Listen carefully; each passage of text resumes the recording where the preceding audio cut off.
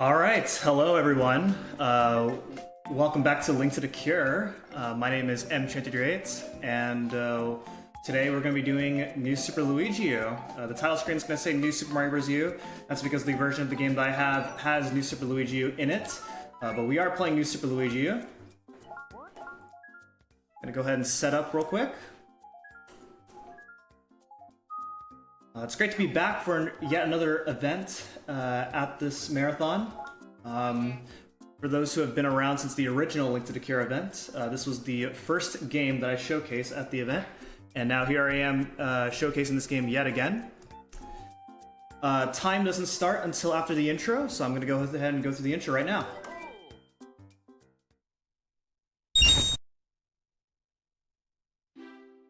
Okay, so this is New Super Luigi U for the Nintendo Wii U. It originally came out as DLC for New Super Mario Bros. U back in July of 2013.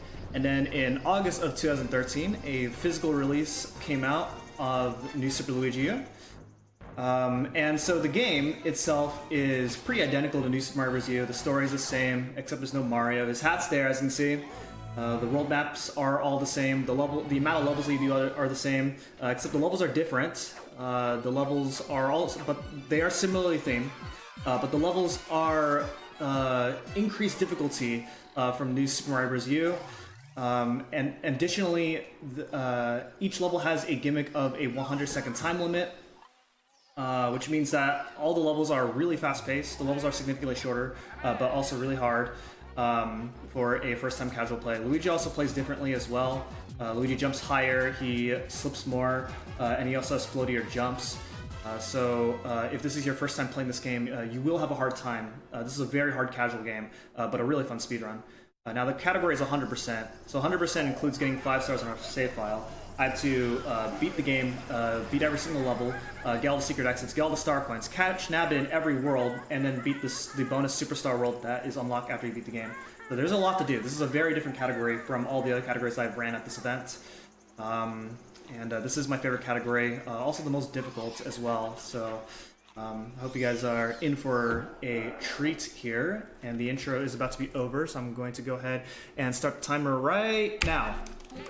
Okay, so the first level is not a joke, because I have to do a very precise triple jump in order to get the first star coin without the super acorn.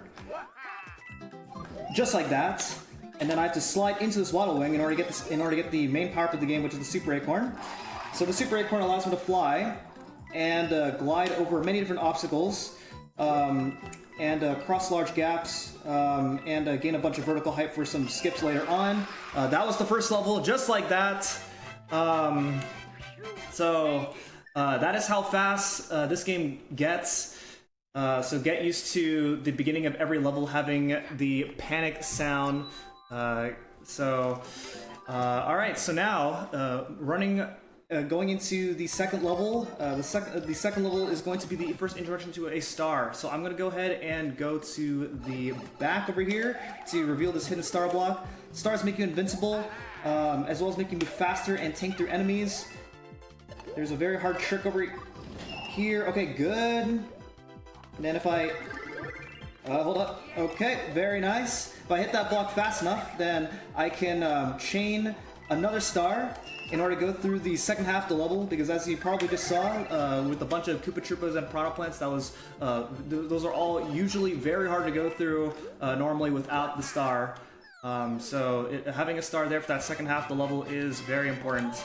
And I flew across a large gap, and as well as ground pounding what looks like to be the ground, but is actually disguised as brick blocks, in order to reveal the first secret exit of the run. So secret exits are really hard to find in New Super Luigi U, but since I've played this game multiple times, I know where the secret exits are, and so this will be our first secret exit, and we're going to go to the first secret level. We're going to go ahead and make our way there, and yeah, so this will also be the first introduction to Nabbit. So the way you play as Nabbit is I'm going to hold ZL as I select this level, and then the game gives me temporary access to play as Nabbit. So Nabbit is essentially your easy mode of the game. He cannot die if you run to enemies. So in levels where it is really hard for Luigi to dodge a bunch of enemies, then use Nabbit. Because Nabbit doesn't die, woo, that was close. That big fish can actually eat me and will kill me right off the bat. So that was really close right there. So even Nabbit can die right there. But most of the time, Nabbit doesn't die. Now, because Nabbit doesn't die most of the time, one of the most common questions asked in a new Super Luigi U speedrun is it faster to use Nabbit for every single level? And the answer is no. And that is, for this category, it is because some star coins are either harder or impossible as Nabbits. And then additionally, Nabbit does not use power-ups at all. Any power-up that Nabbit gets will turn into a 1-up at the end of the level. And so there are some levels where having the Super Acorn is very much worth it. So in some of those levels we use Luigi. So you'll be seeing a combination of either Luigi or Nabbit, and it's just how it's the strategic routing that this game comes down to. Alright, so after completing 1- Secret, this will reveal a path to World 5. And we are actually going to go to World 5, which sounds kind of weird, because since this is a 100% run, but it's really complicated to explain. This routing on this category has went through a lot of major changes over the past several years, so just trust me that this is actually faster to do. All right. So we're going into World 5, which is Soda Jungle. All the worlds have food names. So the first world was called Acorn Plains. This is called Soda Jungle. And going into 5-1, there is something interesting that we can do in 5-1 with swinging vines. So if you hold neutral on your D-pad as you're swinging from vine to vine, then you can actually keep your speed from these swinging vines. And it does save a significant amount of time in this level. We'll see what happens here. I'm going to play as Nabbit because there's a bunch of giant piranhas that I have to go through otherwise. Okay, go ahead and hit this shell, hit that Koopa Troopa and kick that shell over to the left so that way we can reveal this vine block in order to go to the sub area. Some star coins are located in sub areas that you don't see in most other categories. So this is one of the things I really like about 100% speedruns in general, and especially in these new Super Mario Bros. Games is... Okay, very nice. It's a very big boost right there. But yeah, one of the things I really like about 100% speedruns in these new Super Mario Bros. Games is most 2D Mario speedruns tend to have a reputation of holding forward and jump. But in 100%, because we have to get all the star coins, it actually does feel like I'm playing the levels, which is really what I really like about this category. Alright, so after beating this level, Toad will let us know that some guy named Nabbit has stole stuff, and we have to go and chase after him. Now, chasing after Nabbit is a required thing in 100%, so we will have to go back to World 1 and catch Nabbit. So every world has a specific level that Nabbit will always spawn in. So in the case of World 1, he will always spawn in 1-1. And so every world is routed so that what we try to do in order to spawn Nabbit as soon as possible is do the level that Nabbit will spawn in, and then do 3 more levels because Nabbit will spawn after 3 levels after you do the level that he will spawn in. So we're gonna go ahead and go back to 1-1 and catch Nabbit. It's gonna be really fast, hopefully, as long as I don't mess up. Slide down. I'm gonna do a jump. I'm gonna jump over that gap because sometimes you can actually fall right through that gap. So instead of risking it, I'm just gonna go ahead and jump over the gap, and there we go. So the reward for catching Nabbit is a P Acorn, which is a Super Acorn, but you can fly infinite times, and there are some levels that have really cool strategies with the P Acorn that you'll be seeing in this run.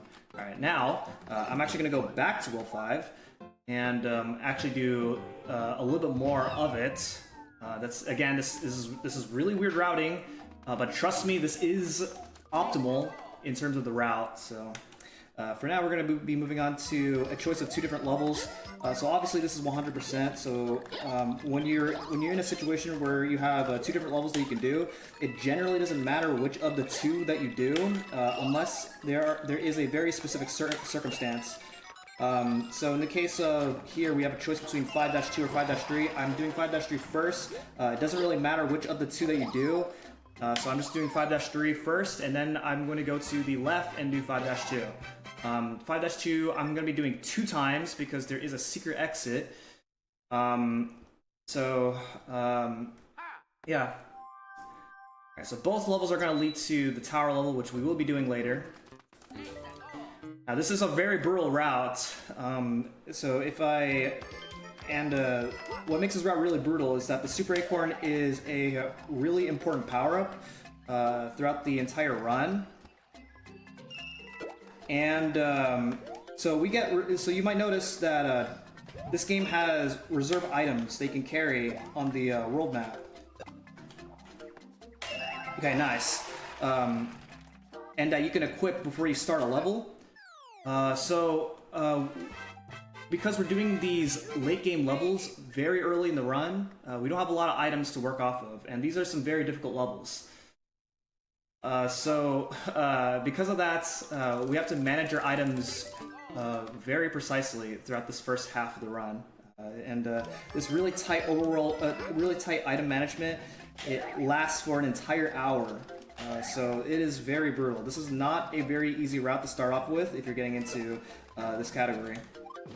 Alright, so ground pound this block, which will make the switch appear, and then go into this pipe, and then that'll be our secret exit.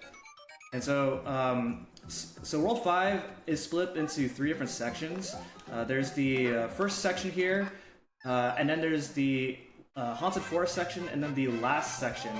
This secret exit will take us past the Haunted Forest section. Usually you can use the secret exit to skip the Haunted Forest section entirely, but we will have to go through it. In fact, that is going to be where we're going to be going next after we do the tower level.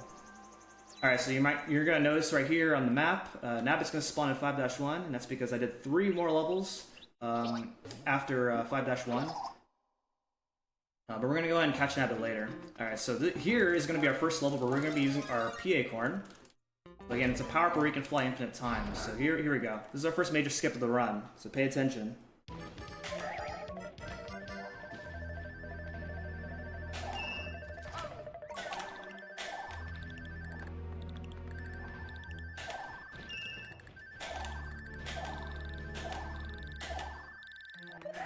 Alright, very good.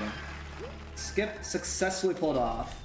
So as you can see, you're normally supposed to ride the block snake across the entire level, but you can fly and skip that entirely, and even more so with the P Acorn. And now you're not invincible when you have the P Acorn. So as you can see, I was precisely dodging around like the ball and chains in that level while I was doing that skip and getting star coins.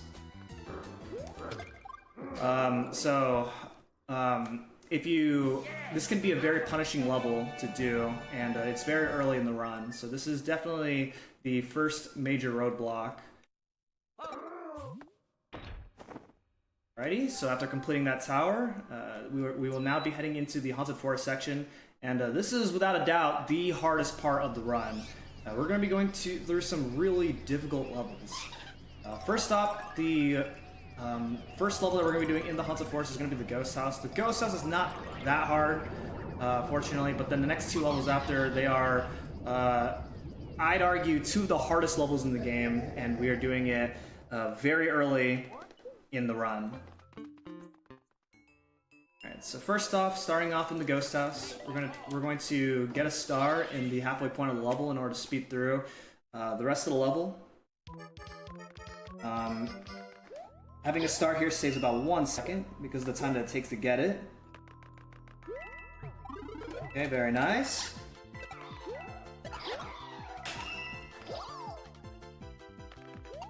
And having a star with the increased movement speed with the star, you can cross that very large gap. It's actually possible to cross that large gap without the star, but you have very few pixels for it to work. Very nice. You're supposed to use, otherwise you're supposed to use the super acorn to fly across that large gap.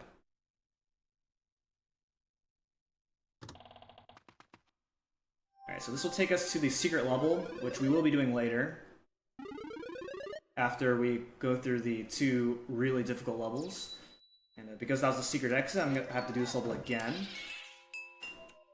Now, one thing that is worth noting is whenever you complete a level and you do a level again, then you have the ability to leave the level and retain whatever power-up that you got when you enter the level, which is helpful for if you're about to die on like your second pass through a level. Then you can quickly leave the level and retain your power-ups if you know you're gonna die. So that can be pretty helpful. Hopefully I don't run into a situation like that. But mainly that is relevant for like if you're like trying to practice stuff. Alright, so here we go. So these are 2 of the hardest levels in the game, like I said. So we're gonna go ahead and start off with 5-5. And I'm gonna do this level as Luigi. And reveal this secret exit. This is the hardest secret exit to find, in my opinion. I don't know how anybody can reasonably find this secret exit when playing this casually. Like all the other secret exits, they are pretty hard to find in their own ways, but this one is pretty ridiculous to find, in my opinion. Alright, so the normal route through Roll 5, you're supposed to find the secret exit for one of these 2 levels in order to leave the Haunted Forest section. And then there's also those boos right there. Those are completely random. But fortunately in this route we don't have to deal with that at all. Alright, so I'm going to do this level again, but this time I'm actually going to play the level. And so in this level it's a vertical swimming water level, so your main optimization is mashing as fast as you can. Because when you mash really fast then you can swim up faster. You also want to be very careful because these stone eyes that are moving back and forth can actually crush you if you're not careful enough. And then there's one part towards the end where if I'm not very careful, then I can die. Okay, nice. Alright, great. Just barely squeeze out of there after getting that 3rd star coin, and then go up to this pipe over here. You're seeing that every once in a while, you'll see these things, these like Luigi tribute things. This game came out, 2013 was considered the year of Luigi, and so as a tribute to the year of Luigi, they've added these like homages to Luigi in every single level. You will not be seeing every single one of them in this run, because some of them require fireworks to get. Alright, so now we're doing Painted Pipeworks 5-4. This is a very ridiculous level. So let's see what happens here. There is a way to get past that beginning without having to wait for those power plants, but it's super risky.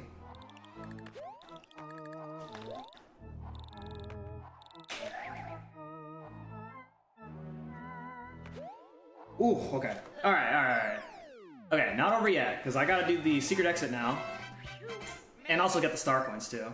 I'm getting the normal exit out of the way and also skip the star coins, just so, like I said, if something were to go wrong on my second pass, then I have the option to exit the level so I can retain my power-ups if something were to go wrong. So here we go.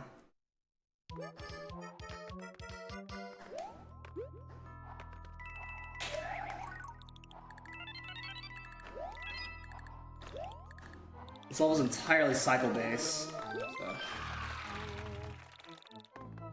Gotta wait for this first coin. Nice. Gotta wait for this Prana Plant, as well as that pipe to move out of the way.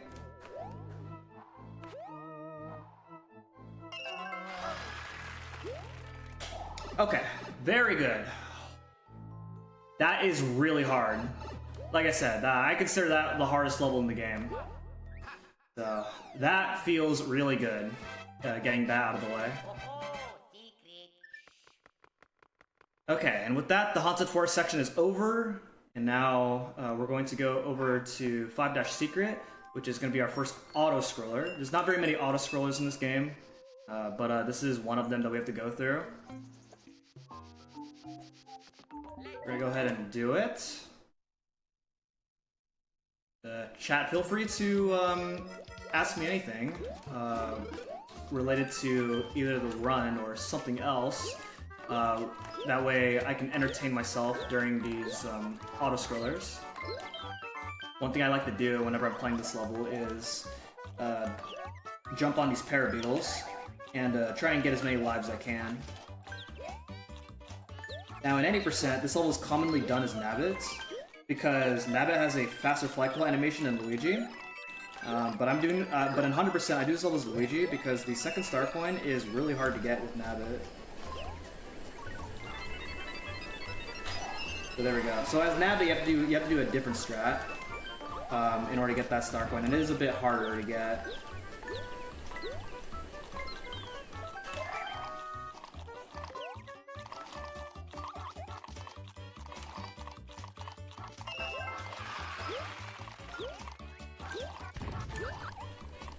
Alright, so this is what we call 36. Oh, we have a joke in the community where if you get a 35 in this level, then your run sucks. So in this case, my run is not looking good. Okay, so now we are going into, this will create a path to World 7. We will be doing World 7, but not right now. We are going to go into it briefly in order to activate the cutscene. As well as take the pipe cannon back to World 5, so we can go through the last section of it. This is doing this is faster than going all the way back to the Haunted Forest section and then back to the entrance. Okay, very nice. Yeah, reset, definitely. Alright, so now we're gonna go ahead and catch Nabbit in World 5. We call this Nabbit 5. We call, whenever we are catching Nabbits in these worlds, I nickname these Nabbit catching sections Nabbit 1 for Nabbit in World 1, and then Nabbit 5 for Nabbit in World 5.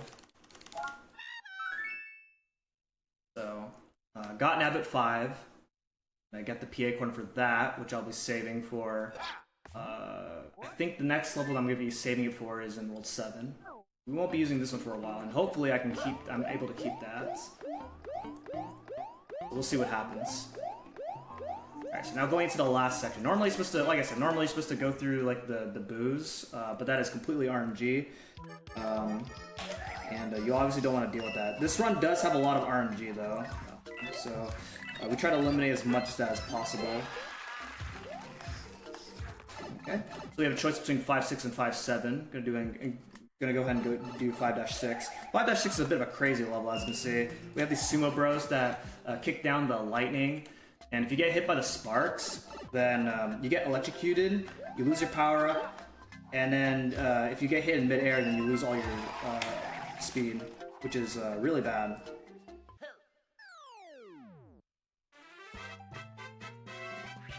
So one thing you'll notice whenever I'm grabbing these flagpoles at the end of each level is I can grab the flagpoles wherever I want. It doesn't matter. It is the same amount of speed, but I'm also turning backwards for every flagpole, and that is so that Luigi or Nabbit is already facing the other way. And that does save a few frames, and there are 94 levels in this game, so you can imagine how much time that can add up. If I do that as much as possible. So this level has these giant wigglers that you can bounce on. Fly up.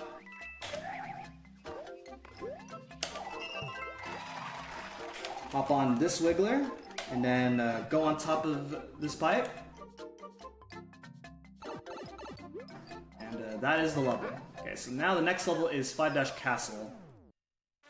So 5-Castle has swinging chains similarly to 5-1, where if you hold neutral as you're swinging from the chains, so you can gain a lot of speed. There is a bit of a risky strat towards the end of the level that I'm not going to go for, because if you mess up, then you have a very high chance of dying. So I'm going to go ahead and take it a little bit safe. Like I said, you cannot afford to waste your power-ups if you do die. So this route, oh, that is not good. Okay, this is going to affect my cycle towards the end of the level. Okay, I think this is actually still fine.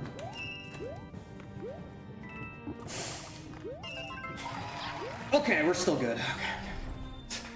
Okay, so I actually did not lose time because if I actually got there fast enough, then I would have had to wait for that cycle with those lava waves.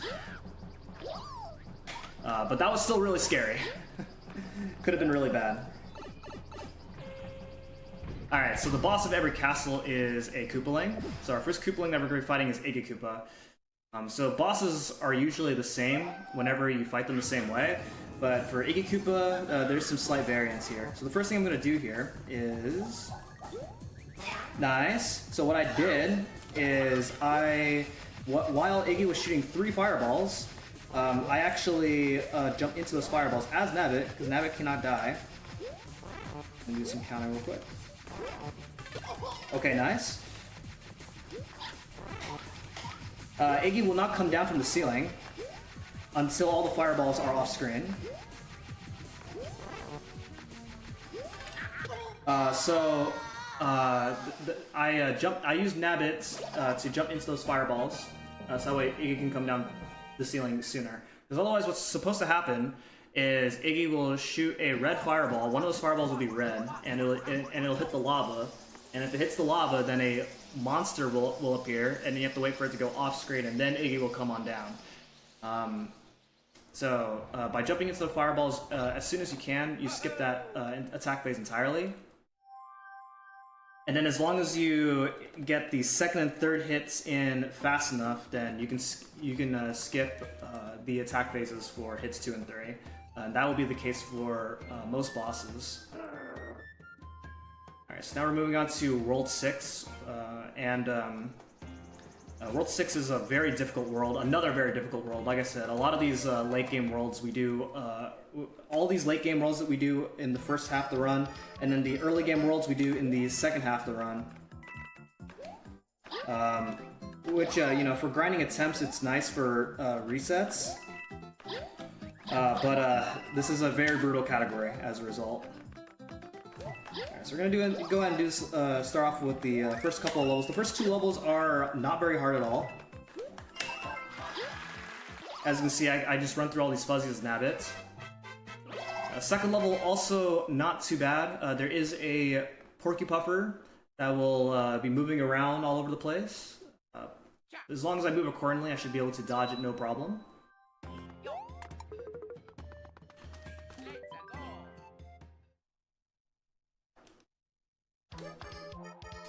So the other thing that's worth talking about with the Super Acorn is you're noticing that whenever my first movement is a short hop followed by a fly.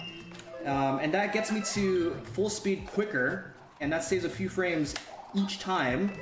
Now that's only a few frames, but there are so many instances of that occurring that it does add up over the course of the run. So coming up in 6 Tower, there is something that you could probably classify as a glitch. It's we call this the hidden block clip. So there's a section halfway in where normally you're supposed to reveal some hidden blocks for Grolls to roll on in order to break the middle section, so we can actually cross the middle section. But with precise flying, if I fly at in a specific way, then I can actually clip through the hidden blocks. That's not good. Oh, come on. Just like that. So there is supposed to be a hidden block there, and I flew right through one of them. And that saves 6 seconds. And this level has a secret exit, which means I have to do this level again. So you can imagine doing this, having to pull off the hidden block clip 2 times saves a significant amount of time. So the boss of every tower is Boom Boom. We saw Boom Boom earlier in Roll 5. We're seeing him again. So Kamek will do something to Boom Boom to make him seem like a hard fight. But as long as you get the first hit in, then You can get hits 2 and 3 subsequently, just like that. The beginning was a little bit rough, so hopefully we can redeem ourselves on our second way through.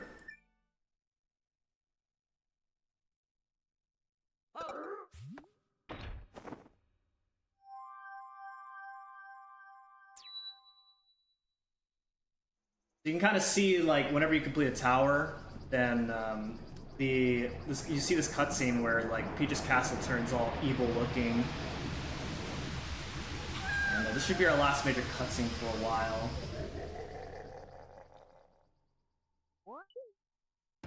Alright, so I'll talk about the save menus after this level. I gotta focus real quick. Alright, very nice. Much better beginning this time.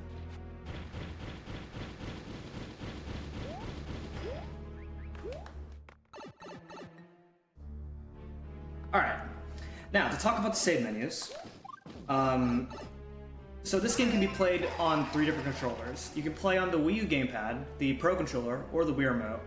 I am using the Wii U gamepad. Since this is a Wii U game,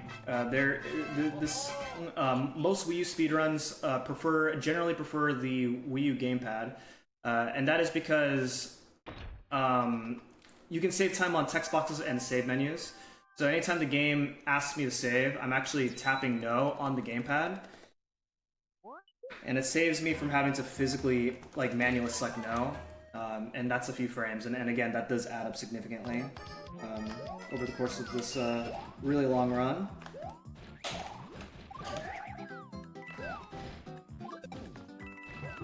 Got these moving platforms, as well as these enemies known as spikes, throwing their spiky balls at us.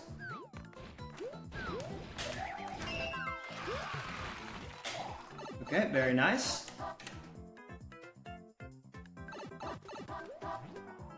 So you probably noticed on my webcam that I'm looking down a lot, and that's mainly because I'm actually playing off of my gamepad. The gamepad does have a secondary screen, just like in a lot of Wii U games. In this game, what I am seeing on my gamepad is exactly what you guys are seeing, and I just prefer to play off the gamepad. Alright, 6-4 is another auto-scroller, so chat, please feel free to ask me something. I know you guys are a bit quiet, but I definitely encourage you guys to interact with me. This is a really long run, so.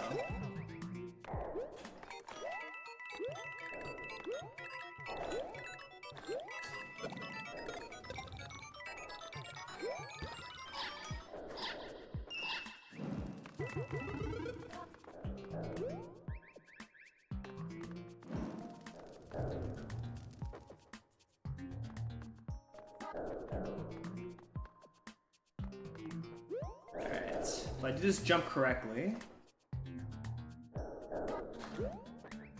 Oh, okay, that's fine. I was trying to time this so I can get that star coin as soon as I can, but didn't get the height that I wanted.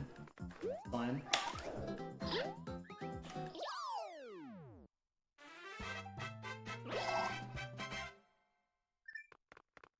So because Luigi's gameplay is more difficult than Mario, you'll be hearing me say things like, this is harder than it appears to be, and that's just because Luigi physics are much harder to get used to. Like I said, this is a really difficult casual game.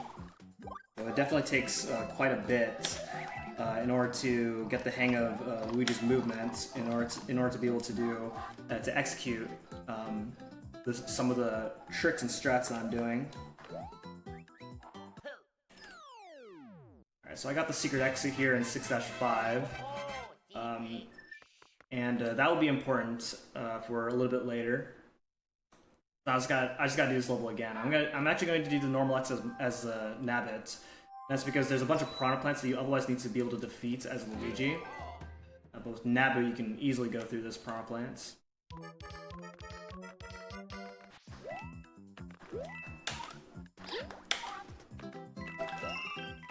Okay. There's a star coin there. And right here, I jumped very early, and that's because there's actually a hidden block that will kill you if you jump any later than where I jumped. So definitely want to avoid that. And now we're moving on to 6-Tower 2. The second tower, and this level is very difficult to do in 100%. We'll see what happens. The last part is the hardest part.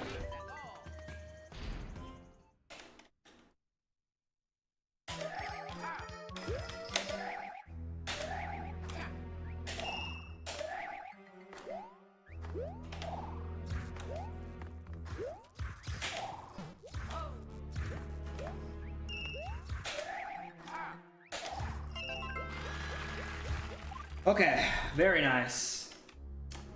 That is definitely one of the more nerve-wracking levels in World 6. I'm really happy about that, but it's not over yet because we got the Sumo Bro quick kill coming up. So what I'm gonna do is just right before he's about to jump up to the center, I'm gonna try and knock him down.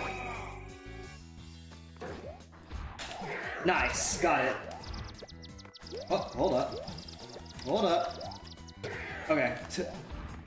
Immediately messed up the easy part after getting the hard part. That's what we like to see.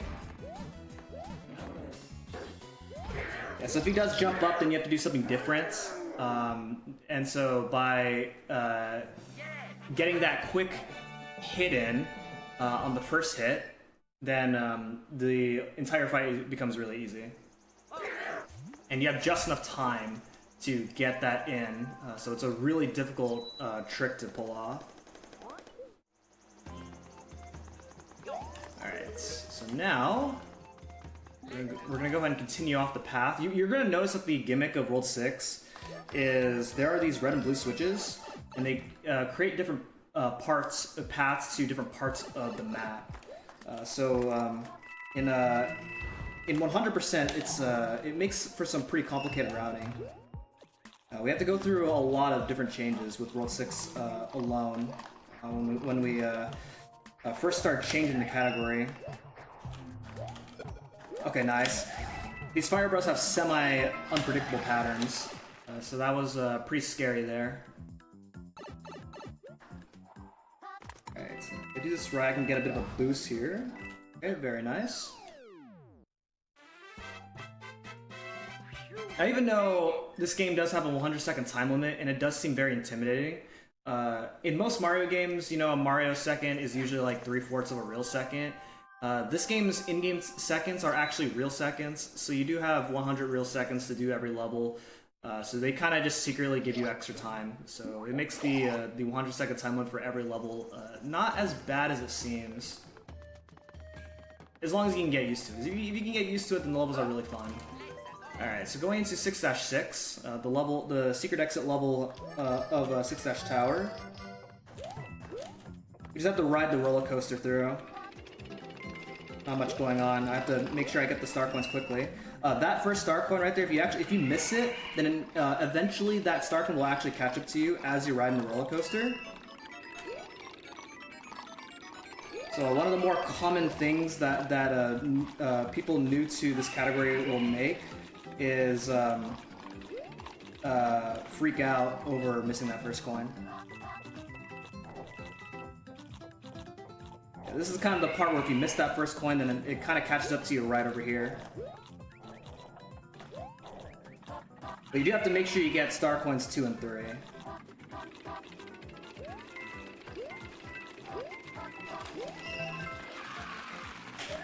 Okay. Do a precise jump over here in order to skip the rest of the ride, saving about a second, and there we go. Made it.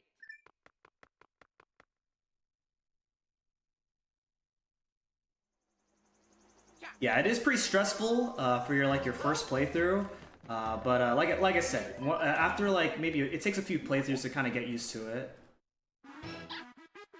Okay, here we go. Time to catch Nap in World 6.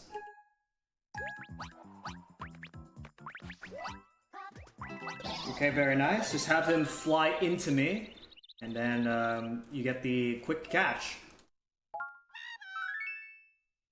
And once again, getting this P Acorn. And then the last level that we have left to do is 6-Castle. The other thing that makes World 6 unique, aside from the fact that there are these red and blue switches to create different paths in the overworld, the castle has two different ways to enter it. So there's a back entrance and a front entrance. We're going to start with the back entrance. And we have to do both entrances because there is no other way to get this third star coin. And the thing is if there was a way to only do this castle one time, then it would be faster. But there is no way to get all the star coins in one visit.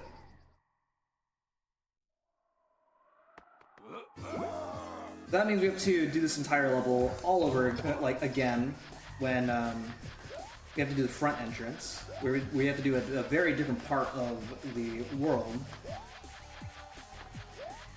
Gotta fight Roy Koopa.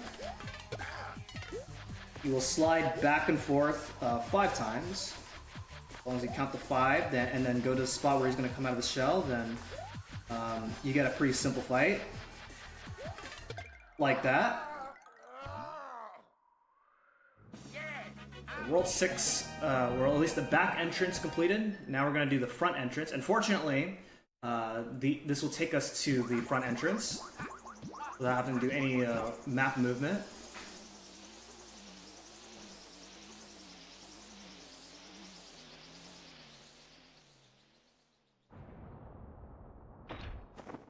So the beginning of the front entrance has a little bit of RNG. So we'll see what happens here.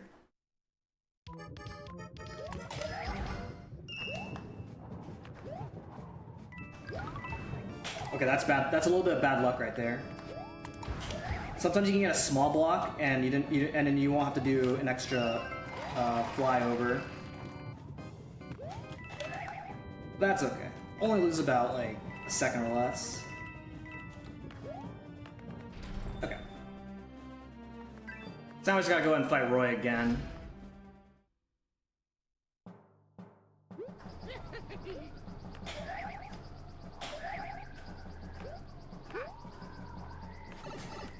So for the boss doors, I'm trying to enter the doors in the center as much as possible. That way it skips Luigi having to walk to the center and then inside the door. If you're doing individual level attempts and it doesn't matter, you can enter doors from the very left or the very right. Since our individual level leaderboards use the in-game timer. But for real time, you want to try and go to the center of doors, which can sometimes be hard to execute when you're going at full speed. Alright, so World 6 now completed. And this is actually our first world that we're going to be 100%ing. And now we're going to be moving on to World 7. So whenever you complete a world 100%, then you get this notification right here. So this is how you know that you're on track. And now going into World 7, starting off with a very difficult level, so we'll see what happens here. We'll go ahead and spin jump over all this.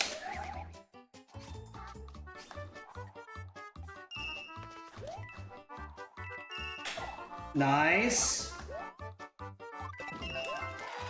I'm playing that part really safe. There is a non-waiting strat in that part where I waited, but it's you're very likely to get hit, so I'm not going to take the chance there. And there we go. So that last part where I did a short hop followed by a spin jump immediately after to jump over a large group of fuzzies, you have a small frame window to get a spin jump in. Otherwise, you will get the slipping animation that you're on ice. Which has a tendency to eat your jump inputs. So that was a very difficult jump, even though it did not look like anything. Alright, so a choice between 7-2 or 7-3. I'm doing 7-2 because this is a level that Nabbit will spawn in World 7. I'm gonna do this level as soon as I can. This level, we do this level as Nabbits because there are a lot of these munchers. And then also, normally as Luigi, you're supposed to use a chain chomp to break some blocks and reveal a star, so that way you can walk on the munchers as Luigi. So it is very much worth using Nabbits for that. Okay. So, now going into 7-Ash Tower, very difficult level, and this is a level where you really don't want to lose your Super Acorn, otherwise you're going to lose a substantial amount of time on the boss. This is not good, hold up. Okay, hold up. I'm gonna wait an extra cycle. I was gonna die there.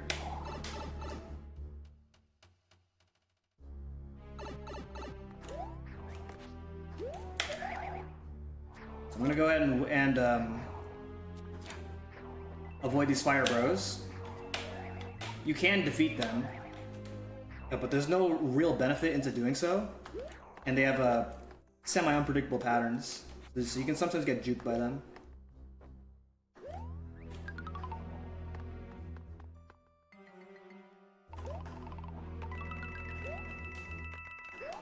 I'm gonna go and defeat this Fire Bro. You don't have to, but that Fire Bro can sometimes hit you while you're getting that star coin. So just gonna play that part a little bit safe. It only loses about 2 seconds, but it's worth it in marathons. All right, so Kamek is a great boss. He spawns randomly, and since this is a marathon, I'm gonna lose the run to Kamek. I'm not gonna go for that.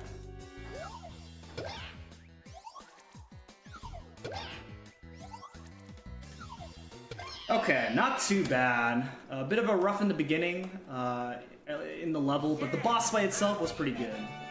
So, didn't lose the run. Very nice.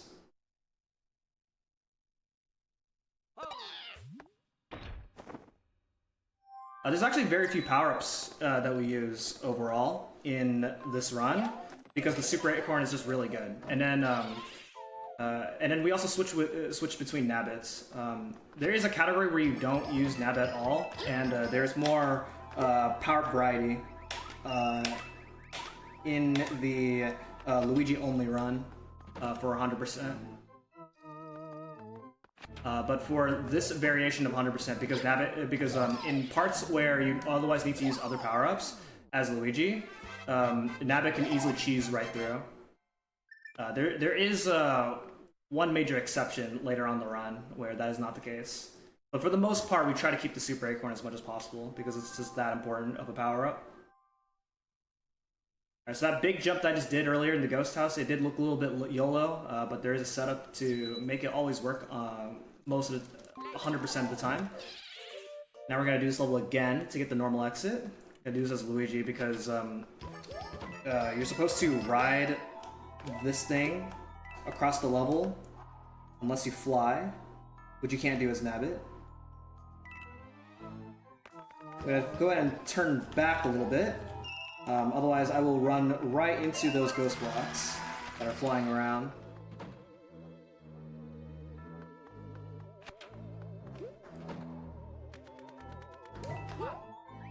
Okay, very nice. So if I did everything right, then Nabbit should spawn in 7-2 at this point, since I did 3 levels after 7-2. And then we're going to go ahead and catch Nabbit again in World 7. Now, to get a quick catch on this one, it is very important that I get the short hop followed by a glide that I mentioned that gets you full speed quicker. And so this is the one point where trying to get that small time save with the speed boost is very important.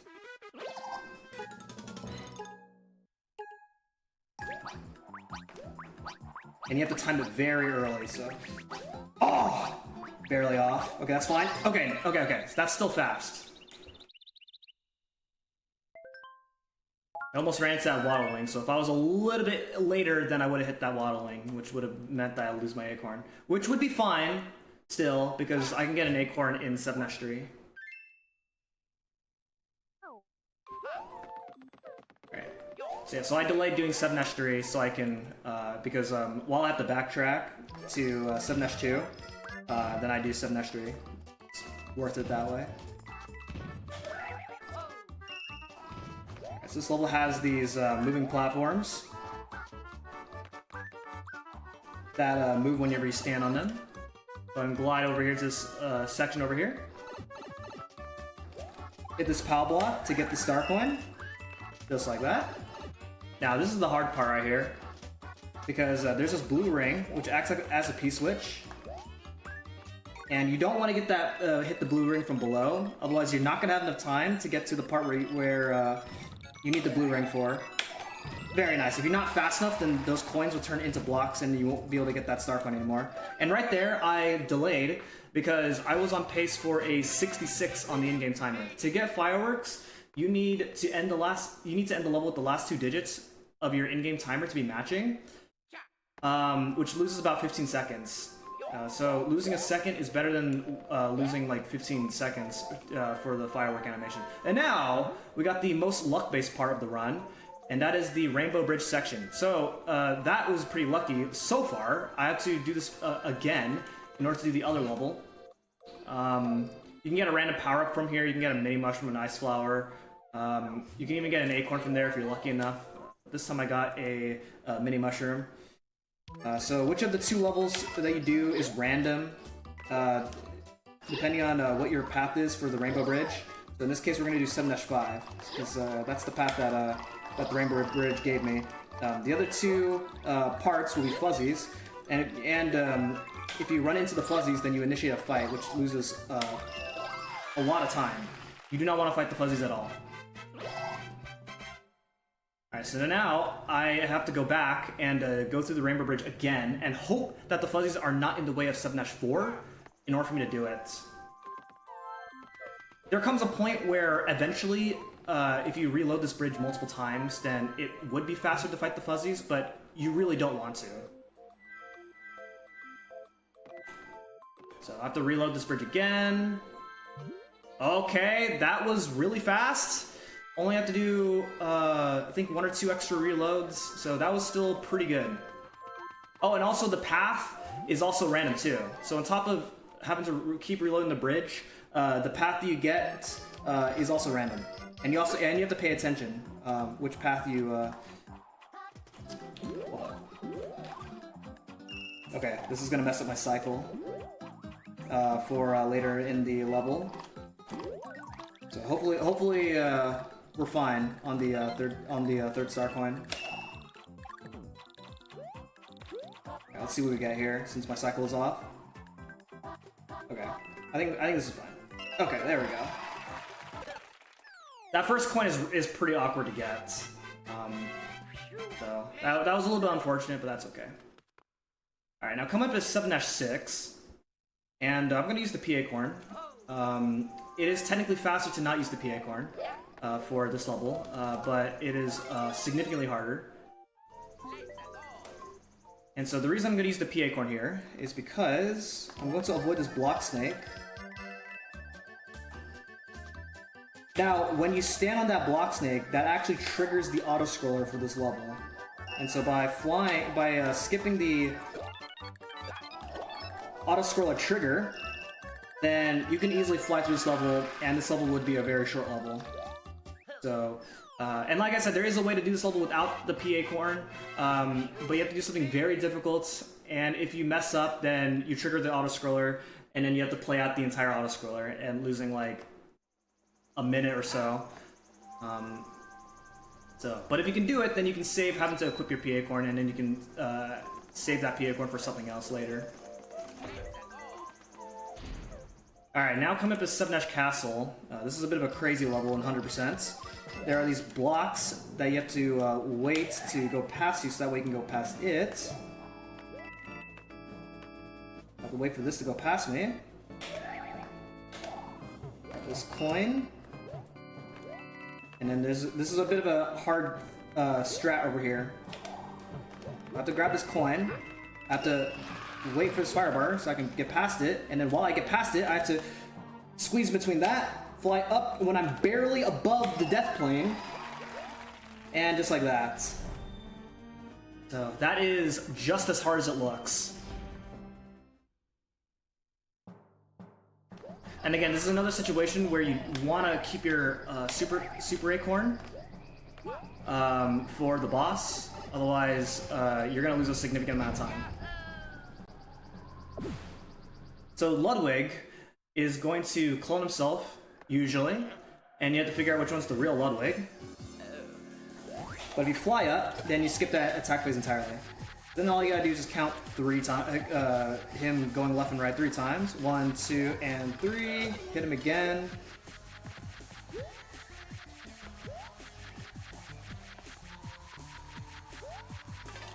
And there we go. Okay. So pretty good World 7. You know, obviously, since World 7 is a very luck-based world, this is definitely a make or break point when you're grinding attempts. And the RNG wasn't too bad. So I'm really happy with how World 7 is going so far. Alright, so we got one more level of World 7, believe it or not, even though we just did the castle, and that's the airship. So the airship has 2 auto-scroller sections. The first one, there is a skip for it. So normally you're supposed to ride a cloud across the entire level while also dodging a fist that will come down at you. And then there's also raining bombs as well. But we're going to skip that entirely while also getting the star coins. Let's see how this goes.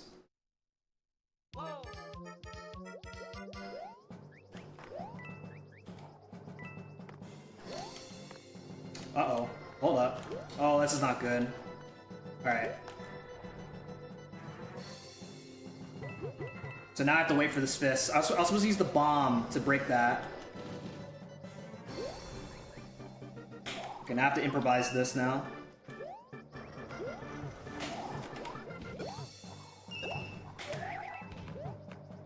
Okay, not bad. That was a weird situation. I've never missed that bomb before. There we go. That was improvised pretty well. It could have been a lot worse. Okay, now this part right here, I can't do anything to skip. I just have to wait the screen out. And then coming up is the Bowser Jr. boss fight. So the Bowser Jr. has an unfavorable hitbox. This fight can go really well or really wrong, and no in between. So let's see what happens here.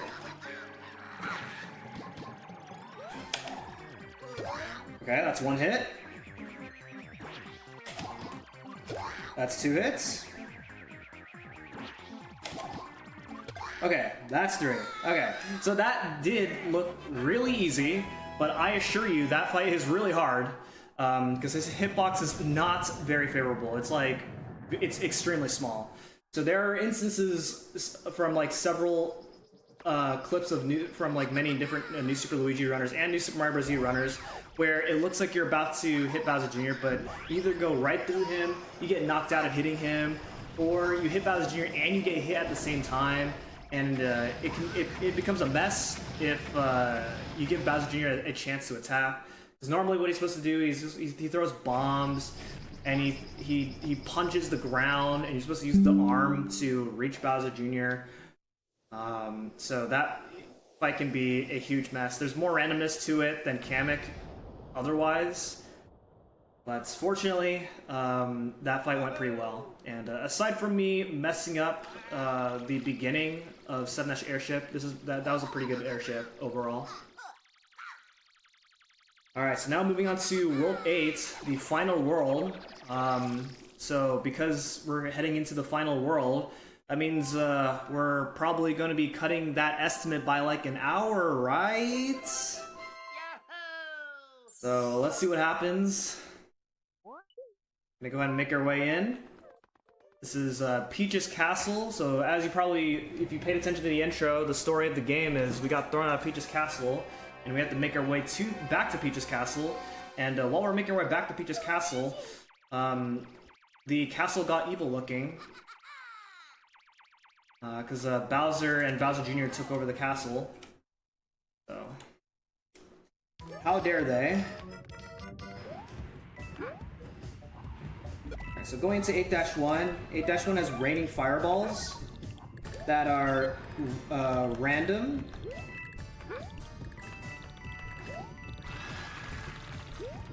I'm gonna go ahead and go through the normal exit here.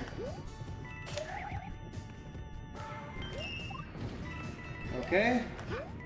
Had to make sure I was fast enough, otherwise you probably saw that thing was gonna go down the lava.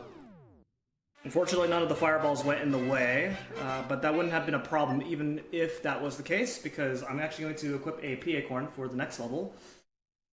So the next level, which is 8-2, has a major skip as well, where normally you're supposed to ride a moat across the lava while also avoiding enemies. But you can skip that entirely by flying.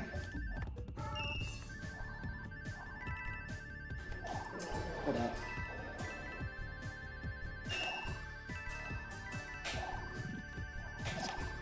Okay. Messed up a little bit, but we managed to recover it.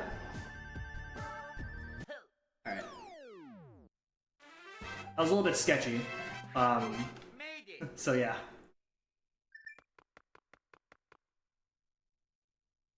Alrighty, so now moving on to 8-3. 8-3 has these spinning gears, and they have really weird physics. So we'll see how this level goes. I have to wait here for the star coins to appear. Uh-oh. Okay, time to improvise now. Okay. I should not have went for that, but didn't get punished, fortunately.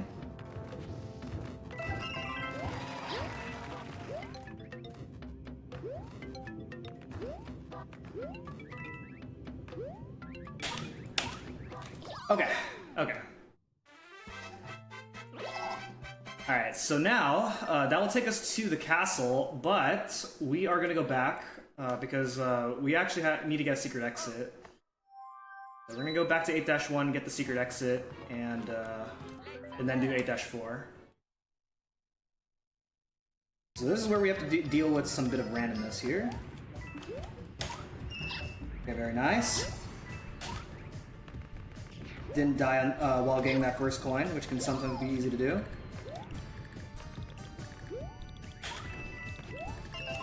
Alright, grab that second coin. And then I either gain a second or lose a second. I gained a second, let's go! Yeah, sometimes you can get a different fireball pattern where the fireballs take 1 second longer than that to break those blocks. And all those blocks are coin blocks. Which is why you have to wait for a fireball to break that in order to get to the secret exit.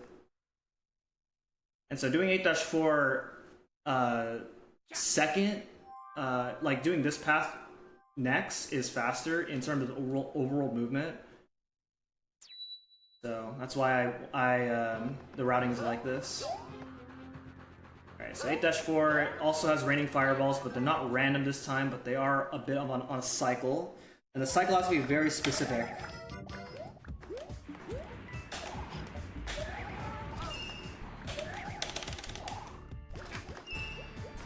Okay, very nice. So far, so good. Alright, very nice. So, as you can see, that level has to be done very specifically. You cannot be too fast or too slow, otherwise you will not be on the right cycle. In order to do that level the way I did it. And now going into 8-Castle. So 8-Castle has what's known as elevator skip. There are a bunch of elevators that you ride throughout the level, but we're gonna skip the elevators. We have to ride the elevators a little bit though in order to get some of the star coins. But for the most part, we're still trying to skip majority of them. Grab that star coin.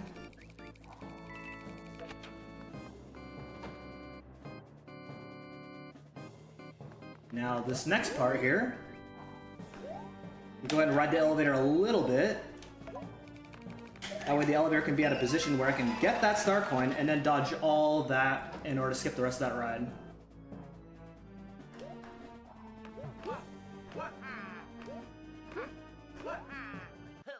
Okay.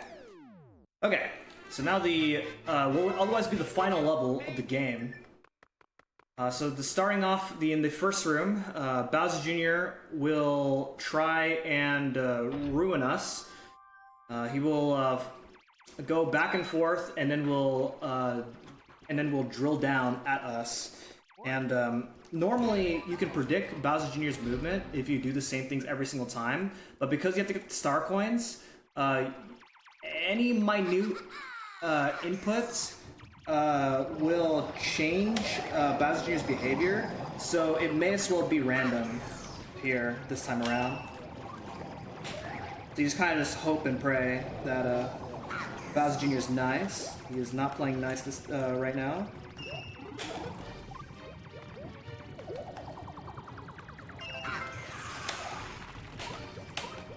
Oh, okay, I made it. Oh my gosh.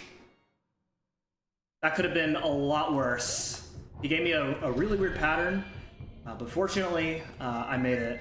So, like I said, not usually random. Technically not random, but you may as well call it random because sometimes you don't always do the same things while getting the star coins. Alright, so the corridor room, the fireballs are always the same, and then we got Bowser. Oh, I did it. Oh my gosh, let's go. So because Luigi jumps so high in this game, you can just do a regular jump over Bowser and then that's it. Alright, and so with that's over, right? Let's go and save the princess.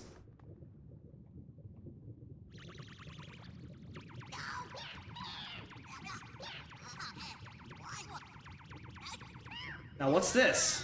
What are they doing?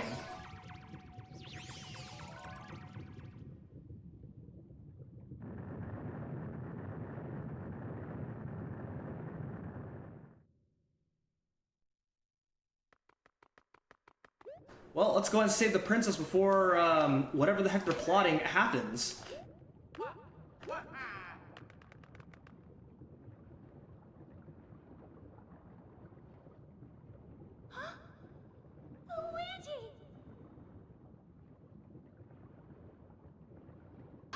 Oh! Oh no! What happened?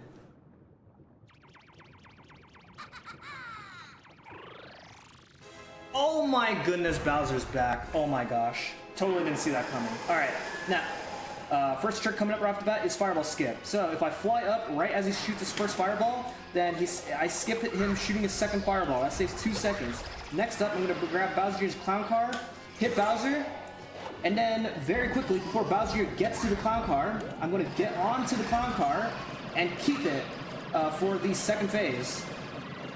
And that skips Bowser's attack phase for the next phase entirely.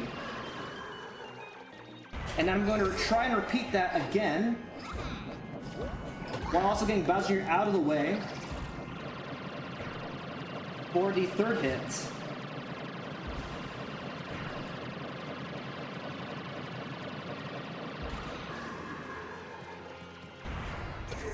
Alright, and there we go. So, in most other categories, this would be the end of the run. But because we only fully completed 3 worlds right now, we still have quite a bit of game left. So this is a nice 5-minute break afterwards. So yeah. So usually, when you're grinding attempts and you've been resetting and then you finally get to this point, then this is kind of the point where you can kind of use the restroom, no hand wash skip, get some food or whatever. Thank you. So yeah.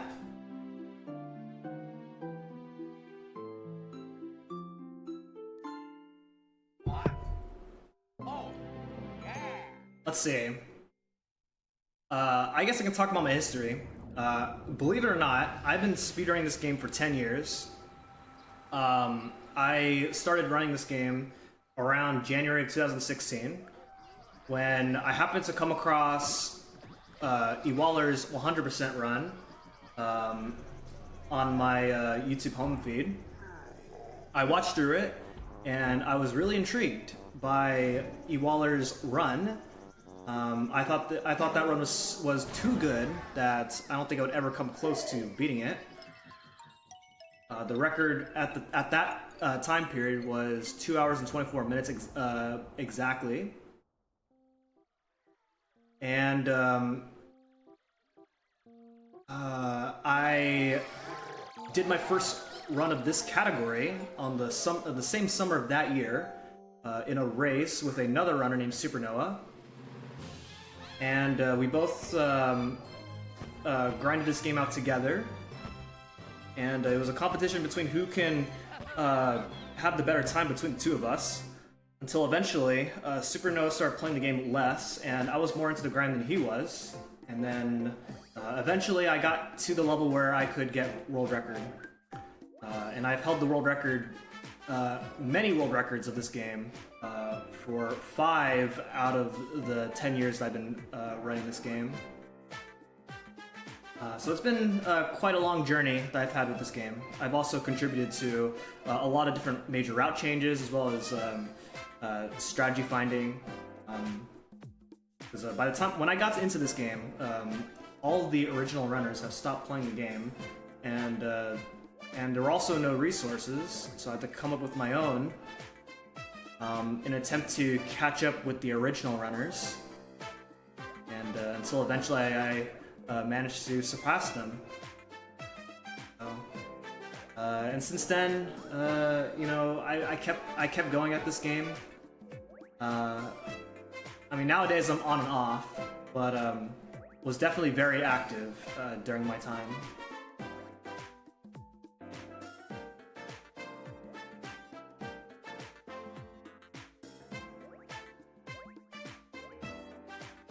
Also, fun fact, you can move around the credits, but I usually don't do that because this is usually kind of the point where I kind of just rest my hands a bit before we get to the more intense parts. So because we're now doing the early worlds now in the second half of the run. You do go through easier levels, but that doesn't mean the rest of the run's gonna be easy. It's easier, but definitely something that you still have to be paying attention to in terms of like executing strats. So.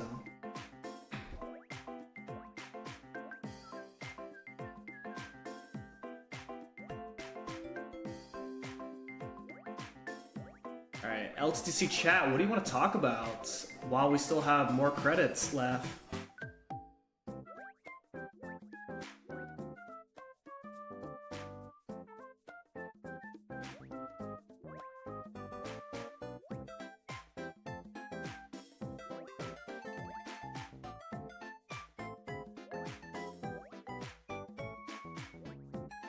I guess I can do my thanks. So, you know, thank you to the LTC staff for always putting these events together every single year. I've been a part of this since the original LTC event, since 2019, and have been participating almost every year since. Like I said, I made my debut on LTC with this game. I ran all castles. And then I ran all castles again in 2021, I believe. And then I ran any % last year. So this is the last major category for me to show off with this game. This is definitely the game that most people know me for within the speedrunning community. So it's always an honor to be able to showcase a game that I'm well known for in any event that I submit this game to. I do run all the new Super Mario Bros. Games, not just new Super Luigi U.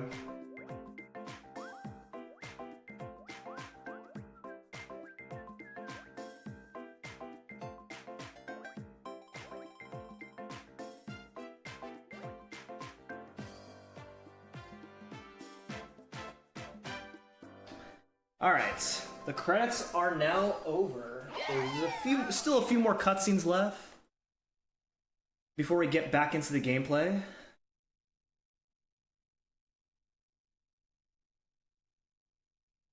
So one thing I will point out now is the reason why the item management is very tight is because currently I have one P Acorn, and the last P Acorn I'm going to use is in 1-2. Now that doesn't really make sense to use the P Acorn in 1-2, it's a really easy level, but there's a skip that only works if you have the P Acorn for whatever reason. But it does work in our favor. And that's because I already did the main part of the level. So because I already did the main part of the level, I'm going to go ahead and use my P Acorn, and you're going to see some magic happen. But first off, I need to get the first star coin, because I didn't get it last time. And you can fly over here. So as you see, I only did one up shaft in order to get up to this part. That's enough for a regular acorn to get up here. But it doesn't work if you do not have a regular regular acorn. It only works if you have a P acorn. So we call that the 1-2 skip, and that is a 100% exclusive thing. This is actually something this is actually the first thing that I found when I was attempting to change the route for this category. Alright, so now going into 1-tower. The 1-tower also spinning gears, much like in 8-3. This is a pretty precise level to do.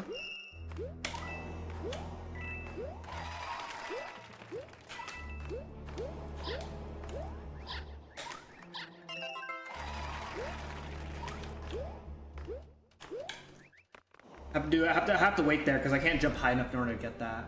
And so there we go. That was a really good level. This level can be a curse because this is almost the first level that you do as soon as you get into the post game, and it can be really easy to mess up. So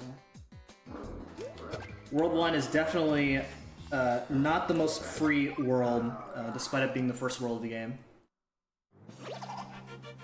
There are categories where you do use Nabbit only, but I personally don't like those categories because I generally just don't really like the Nabbit as a character in general.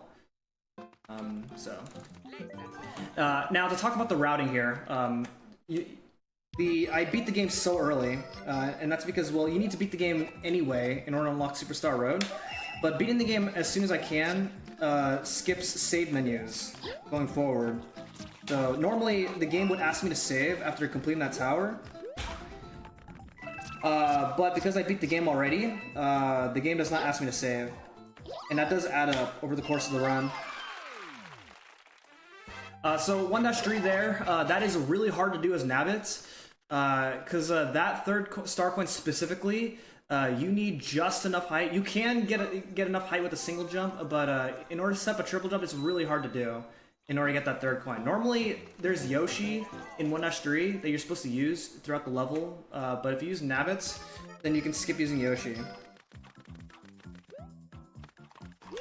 Okay, that bonk there actually makes this strat here easier, because I can make this jump easier, just like that. It's a little bit slower, but it's fine.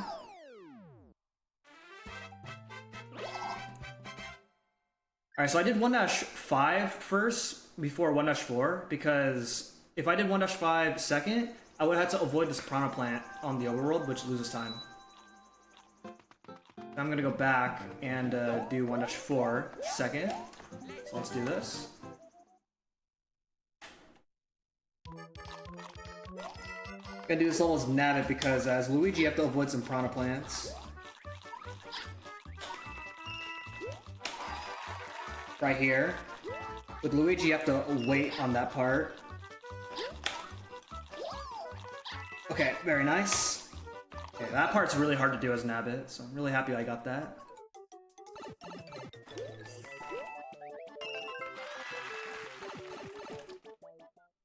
Alright, so now we're finally going into the castle of World 1. We're finally going to be able to complete World 1 after about an hour in.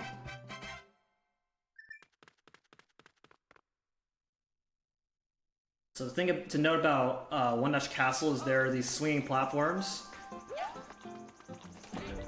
And then there's one star coin where you have to use the acorn. So I use Luigi for this. And the reason you have to use the acorn for the second star coin is because it is right above the pit. Hover over here.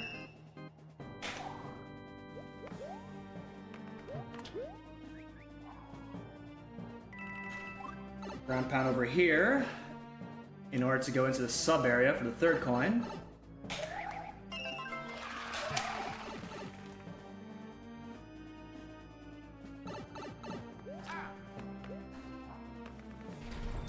And now it's time to fight the boss of World 1, which is Lemmy Koopa.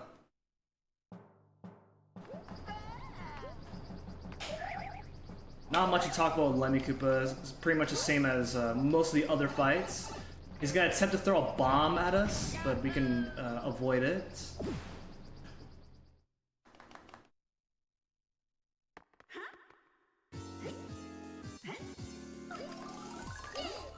Just like that.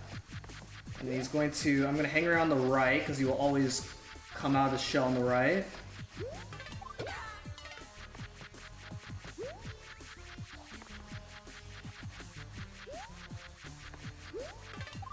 And there we go.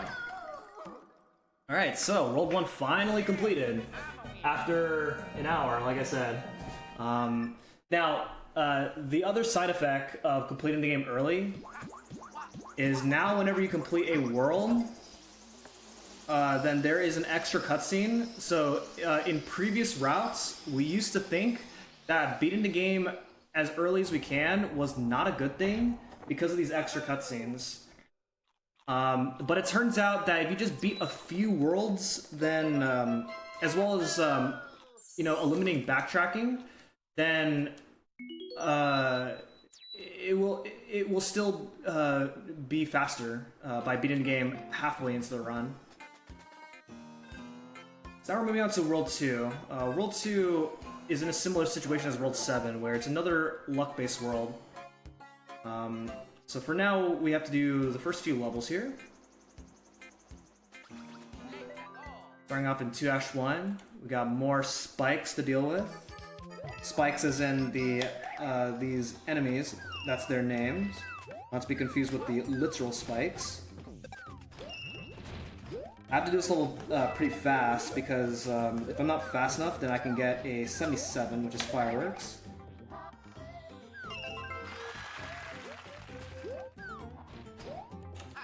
Okay, very nice.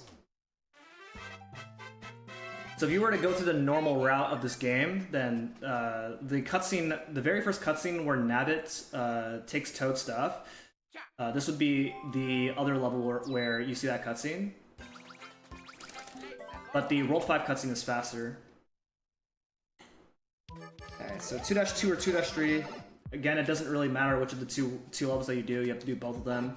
I'm gonna do this level. You have to go right there in order to trigger that first coin to appear.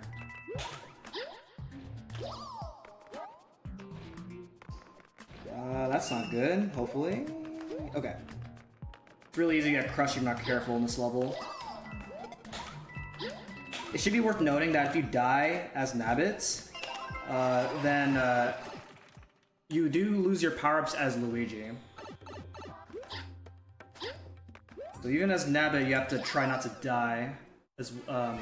And it can sometimes be easy to do if you're not careful. And your chances of dying in a 100% run is very likely. There are a lot of hard tricks and hard strategies that you don't see in most other categories. So a deathless run is very difficult.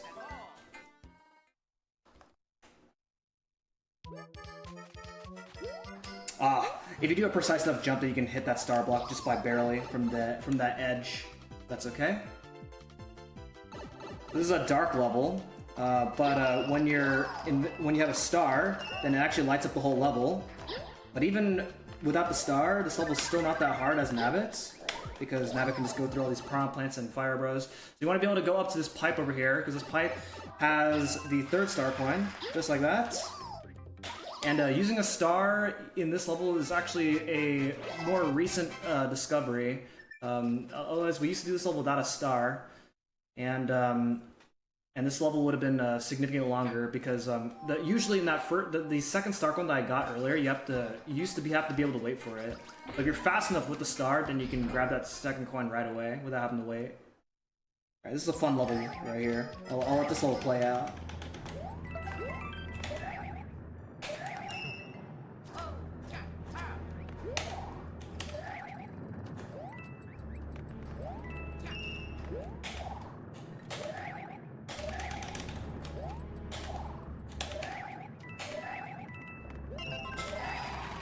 Alright, very nice. So as you can see, you can kind of create your own cycles. And then that last part right there, if I was doing a world record attempt, then I would actually cut that a lot tighter. I decided to play it safe there because obviously you can imagine that if you cut it really tight, then you could get crushed and then you die. Okay, so another boom boom fight. And there we go. Okay, so now, coming up is the main RNG factor of World 2. So I have to get past this bridge. The bridge has a Goomba, Fire Bro, and an Acorn, and I have to get past this bridge without running into either one of them.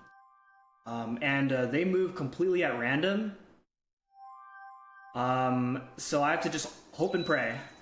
The last time that I showed off this category, or the last time I showed off New Super Luigi U, I ran into both of them, and we didn't run into either one of them. We got the Acorn, but that is okay. We made it. We got a run. Let's go.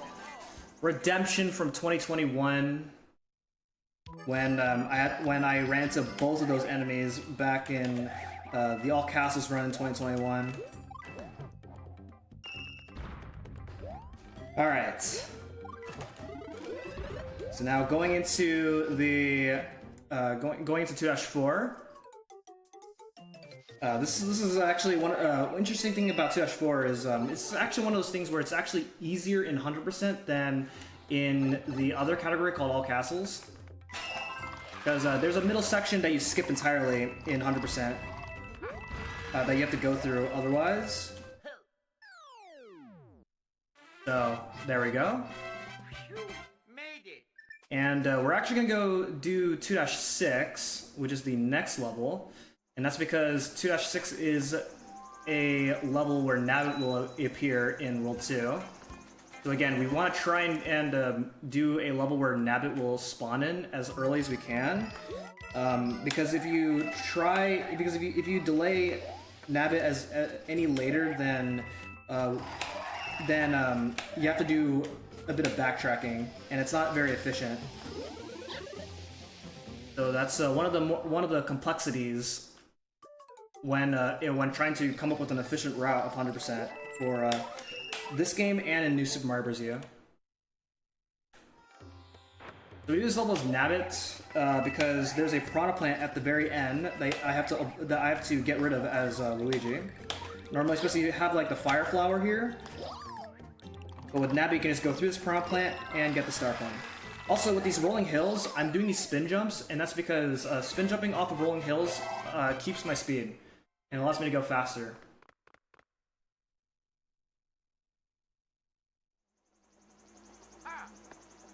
Alright, so now I have to backtrack now and do 2-4. And I do this specifically because, again, the 3-level rule, after you do a level, that Nabbit will spawn in. So that way I can spawn Nabbit and not have to do as much backtracking than I need to.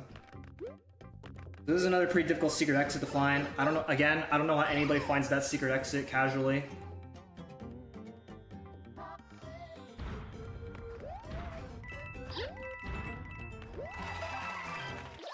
Okay. Now going into 2-Secret. It's a bit of a tough level. The toughest part is actually towards the end, where there's 2 Fire Bros guarding a Star Coin. And I have to try and deal with those. And I'm very likely to lose my Acorn if something were to go wrong. So let's see what happens.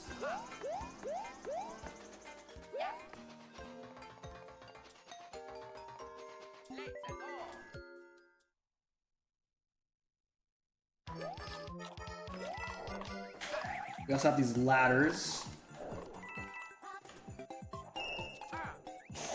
Oh, that was close. Oh my gosh.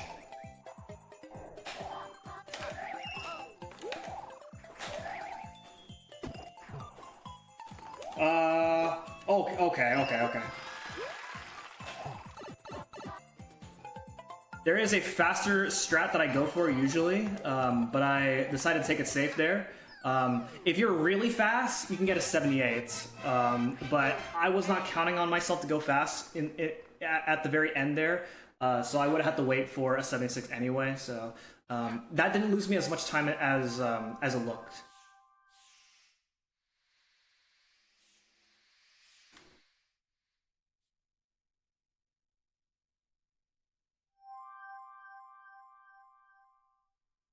So really lucky for me to have gotten away with that, despite how scary that was. And now we're going to go back down, and then we're going to do 2-5.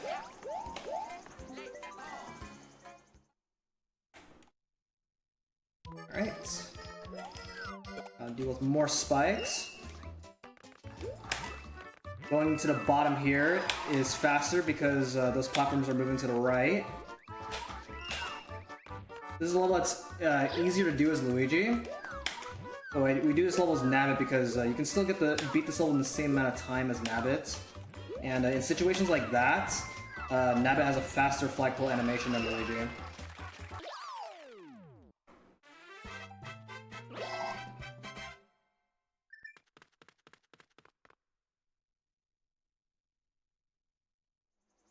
Alright, so after completing this level, as you can see, Nabbit has spawned, and he is on my way to the castle, so we're going to go ahead and catch Nabbit. So we're going to take advantage of the fact that spin jumping off of rolling hills gives you a ton of speed, and it's going to allow me to outspeed Nabbit.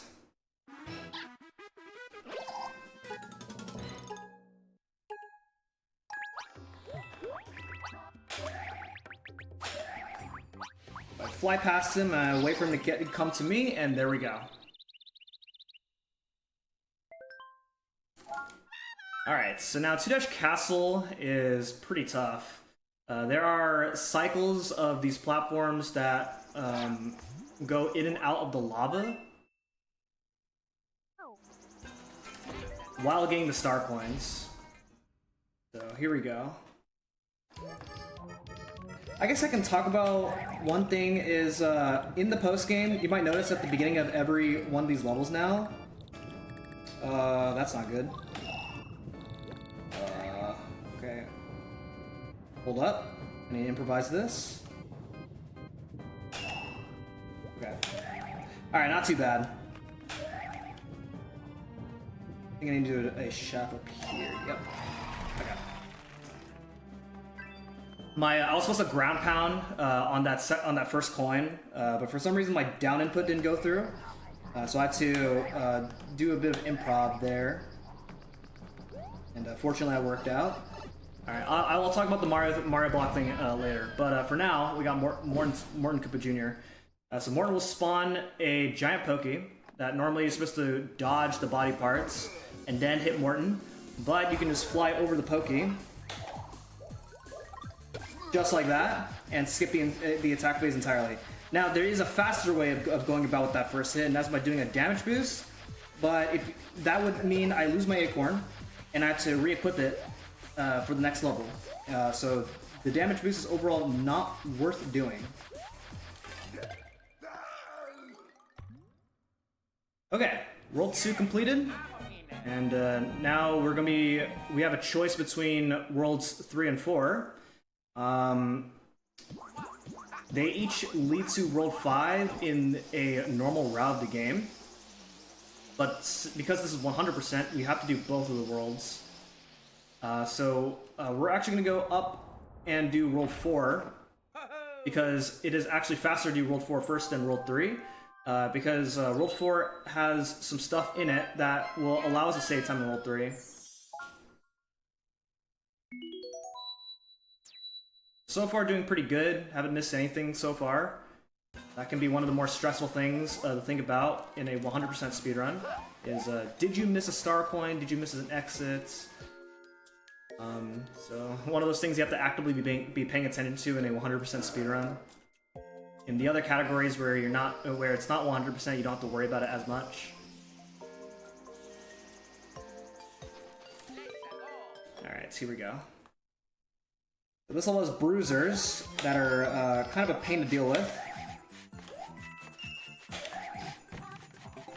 Okay, avoid that guy.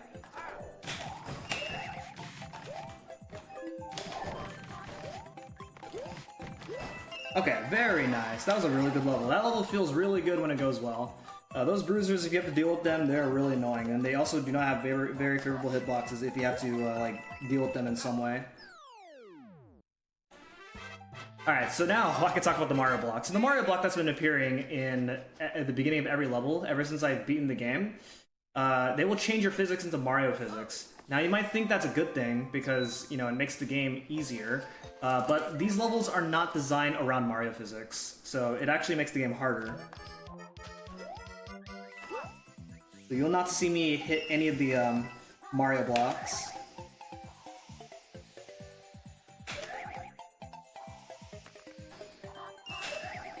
Okay, here's a pretty tricky part here. Okay, good. That is just as scary as it looks.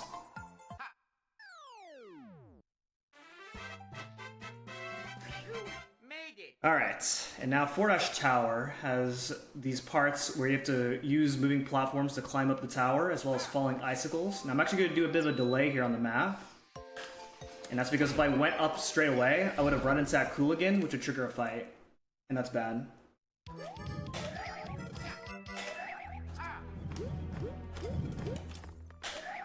Make your way over here to get this coin.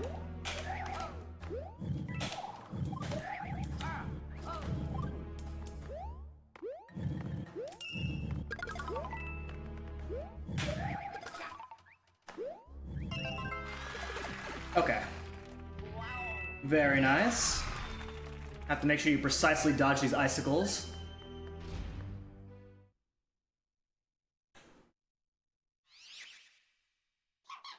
And now we got another Boom Boom fight.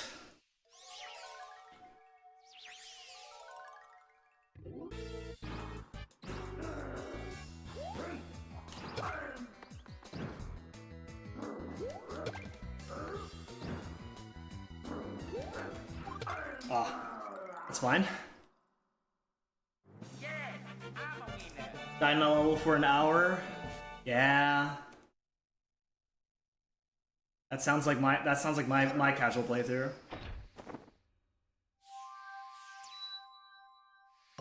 Alright. I kept my acorn, which is good, because then I can show off some pretty cool strats in these next few levels. Starting off with this, I can just barely hover above those spiky balls in order to get into this pipe.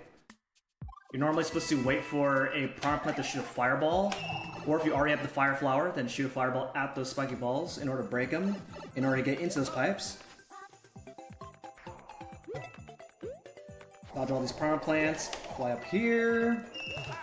You're normally supposed to use a hidden block in order to get this P-switch, but you can just fly up to it.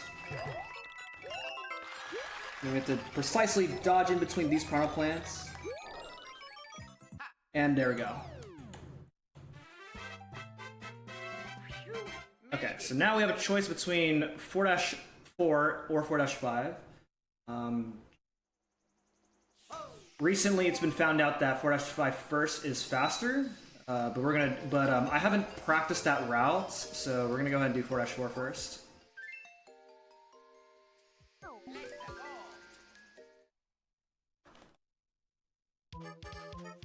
Alright. So the third star coin of this level is the hardest part of this level, because the third star coin is above a pit, and then I also have to try and get out of that section.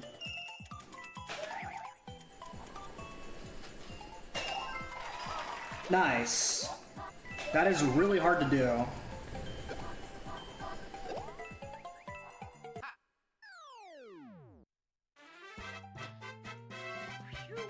Alright, so now the next level we're going to be doing is 4-5. So we used to do this level last in previous routes, but it turns out that we're going to be doing this level next, because you really don't need to use Luigi for most of the other levels in 4-5. It also helps that so that way you can reduce the amount of times you have to avoid the Cooligan when you're on the ring. So in this level here, you have to grab this penguin suit. This is the first time that we're actually using a power-up that's not the Super Acorn. And so we use the penguin suit, which is a returning power from New Super Mario Bros. Wii. The penguin suit allows you to dive when you're on ice. It allows you to swim faster, so it's going to be good for water levels. And then you can also shoot ice balls as well. So where was my jump? Okay, hold up. How do I save this? Okay. This is gonna be slow. That is a mistake I have never made before. I guess another thing that can happen on an occasion is dropped inputs can happen because of Luigi physics. Because Luigi has floatier jumps and to float in midair, it's the same button. It's a jump. It's sometimes really easy for the game to register as you trying to float in midair than to get a jump in. So that was a little bit unfortunate, but that's okay. So far, not significantly punished. All right. Now moving on to the ghost house next. So I guess I didn't talk about this, but ghost houses in New Super Luigi U are really straightforward. Normally, if you played Mario games, then you know that ghost houses are usually like complex levels that trick you into getting lost.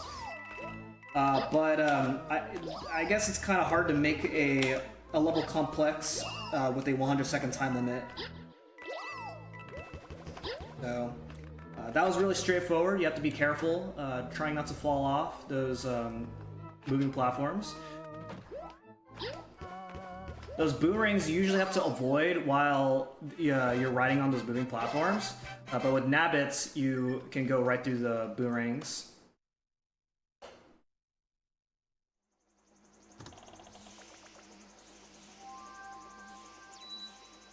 Alright, so I gotta do this level again in order to get the secret exit. Every ghost house has a secret exit.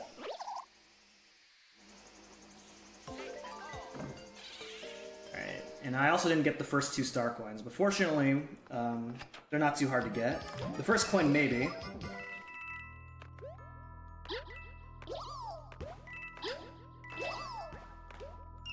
Okay. And the first coin will be in the secret exit area, which is kind of weird for it to be the first star coin, because, you know, it's really late into the level. Alright, very nice. As you probably saw, those blocks can disappear, and so if you miss getting that star coin, then you have to redo the level. And that is why I saved that secret exit for second instead of first.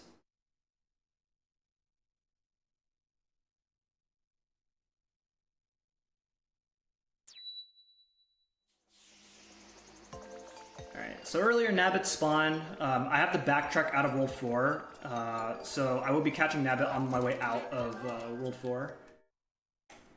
Alright, so going into the secret level of World 4, let's do this. We got these flippers that throw their snowballs, and we also have these crates here. Okay, very nice. What you're supposed to do is you're supposed to get these crates to give you a high boost in order to get up there. But what I did is I got knocked from the icicle using Nabbit in order to get knocked upwards to that first coin. The backup is really hard to do if you mess that strat up, so I'm really glad I got that. Alright, so now finally we got the castle. Wendy's Castle. So Wendy's Castle is a bit of a fun level to do, even in casual play. Because the intention of Wendy's Castle is to go really fast. That sounds really redundant because that's what we're already doing. But even in casual play, you have to go fast in this level. Alright, again, doing a delay there, so that way we don't run into the pool again. Now let's do this. So the reason you have to go fast here is because we have these falling thwomps, and they break these blocks, so if you're taking your time here, you can't really do that. Get that coin, and squeeze in between the space, nice! And I kept my speed, which is good. This can be kind of scary because you know, when the thwomps are falling down, they also shake the screen, so it can kind of throw off your timing a little bit. And the reason I use Nabbit is so I don't have to wait for that thwomp that you would otherwise have to as Luigi.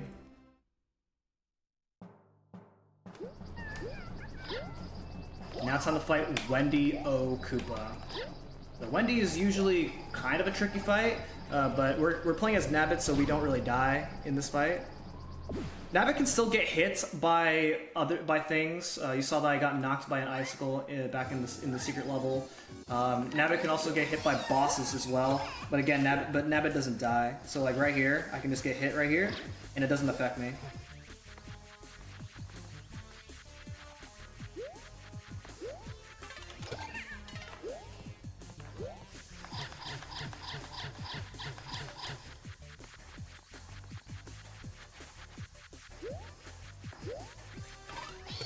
Nice. Alright. Very good. Okay, so, after completing World 4, that'll take us the path to World 5. But this is 100%, so we have to go back and do World 3. Now, on our way to World 4, or on our way back out of World 4, we're gonna catch Nabbit. We need to.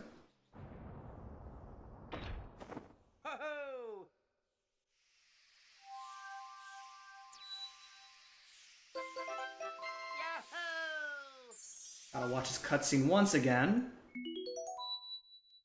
We almost have every level of Superstar Road unlocked.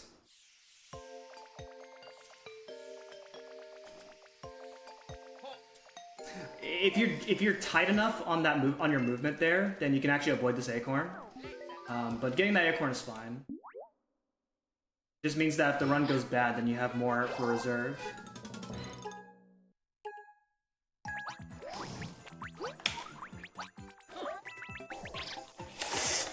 Oh, that is bad. Yikes. Alright, in that case, we're gonna do something different. We're gonna improv now. Okay, so the reason doing World 4... Okay, this is actually a really bad situation. Give me a moment. Oh, man. Okay, so that was very bad, because now I no longer have a penguin suit. And so the reason doing World 4 first is because if I kept my penguin suit going into World 3, it would have saved a significant amount of time, because there's one level where having the penguin suit saves a lot of time, and I will not be able to have that now. So that means I have to waste a whole lot of time in 3-2 specifically. So that was really bad. And unfortunately, that is our first death. I mean, I will say that, you know, having to going this far into the run, in such a very difficult run, you know, all the difficult things I've been doing so far, and I finally died at that point, still pretty impressive, I'd like to think.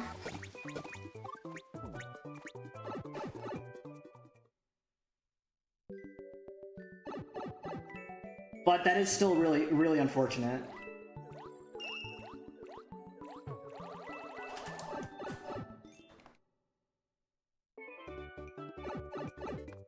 So Sparkling Waters, World 3, as you can see, it's a beach-themed world, which means you're going to be experiencing swimming levels. So the next level, which is 3-2, is a water level. If I kept my penguin suit, then the penguin suit would have allowed me to swim really fast in 3-2, and that would have saved me a whole lot of time. But because I no longer have that option, I gotta come up with something else. I'm gonna do this level as Nabbit. I feel like it'll be safer. Oh my gosh, come on. Okay, there we go. At that point, it would have been faster for me to do the normal strat to get that star coin. So you can imagine here, this is usually a really long level. Because it's a really long horizontal swimming level. And if you have the penguin suit, then you can just blaze right through this level.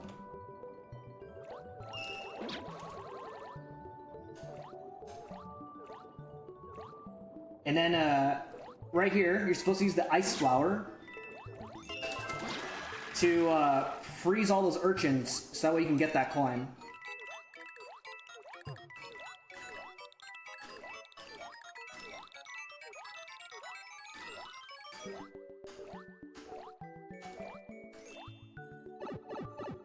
So, yeah, like I said, that is very unfortunate, and you can tell in the in-game timer how long this level is. So you can imagine how bad it is to lose your penguin suit for this level.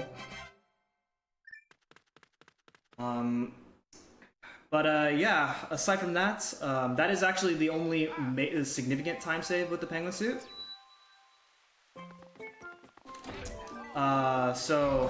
We should be back on track now.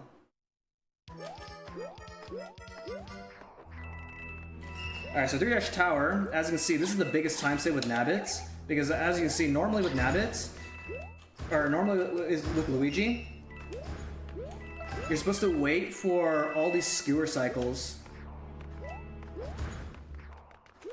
But as you can see with Nabbit, Nabbit can go right through the skewers and not have to worry about any cycles. The other risky thing is that if you're doing this level as Luigi, that Fire Bro can really get you as you're getting that 3rd star coin. And you're normally supposed to be big. So if you get hit and you're small, you cannot get that 3rd star coin anymore. But Nabbit always has a big hitbox.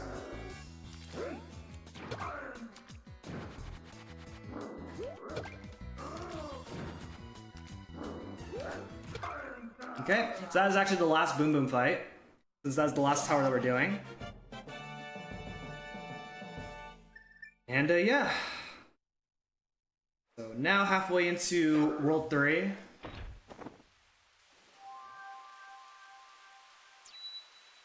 We go ahead and make our way to the Ghost Ship.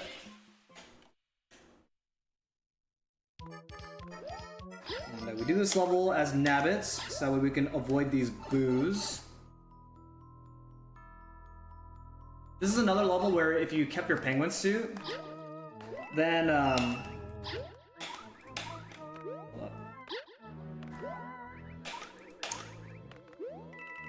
you can save time in this level. Because I didn't, and it only saves a few seconds here, and it's also really hard to execute. I have to go for this as Nabbit, and I have to do this level again, but I'm going to delay it for later.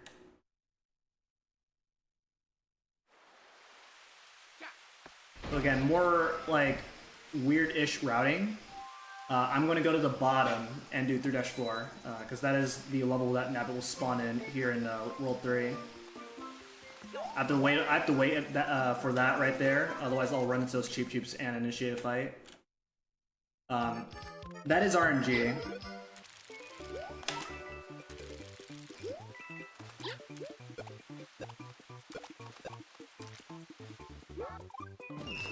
Okay, very nice.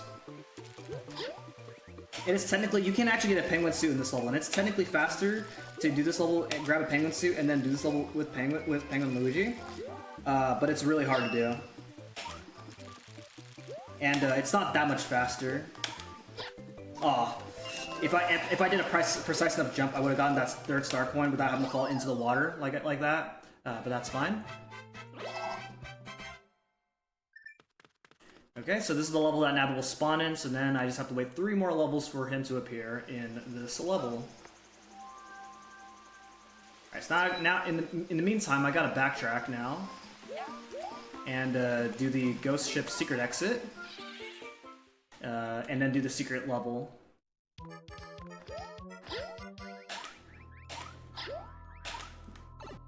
Okay. I also still have to get the star coins too. So.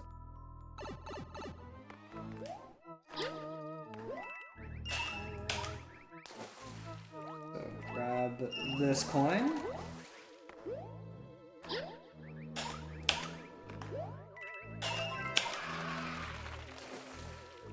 And the secret exit's down over here. Yeah, so again, really hard secret exit to find if you're playing this for your first time. But again, I've been playing this game for a long time, so I know where the secret exits are.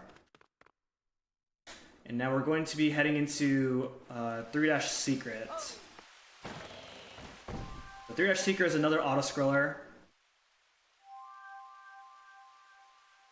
So, I know you guys have been pretty quiet, but I am open to discussions, especially since we're coming towards the end of the run. So feel free to ask away. I'm open.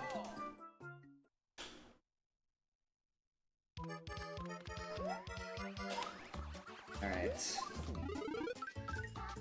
is a level where normally Yoshi will appear, but I'm playing as Nabbit. Yoshi will not appear if I'm playing as Nabbit.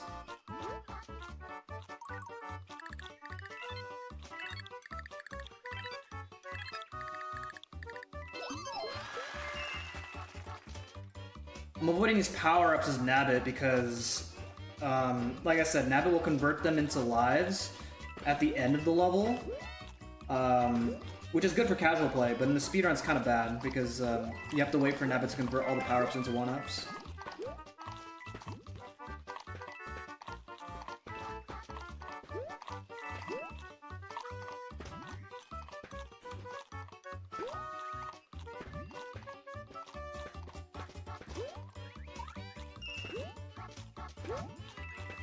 Okay, you want to go ahead and make your way up over here, because that's where the third star coin is.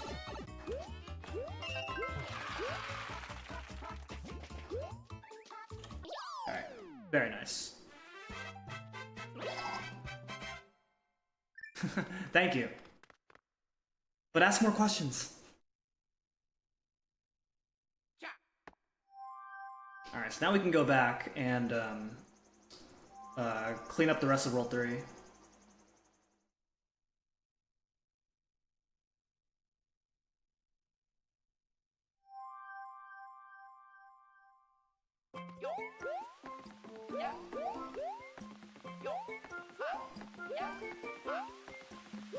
So again, whether or not I have to wait for this part right here is RNG. Okay, that's a little bit unlucky. Now we do 3-3.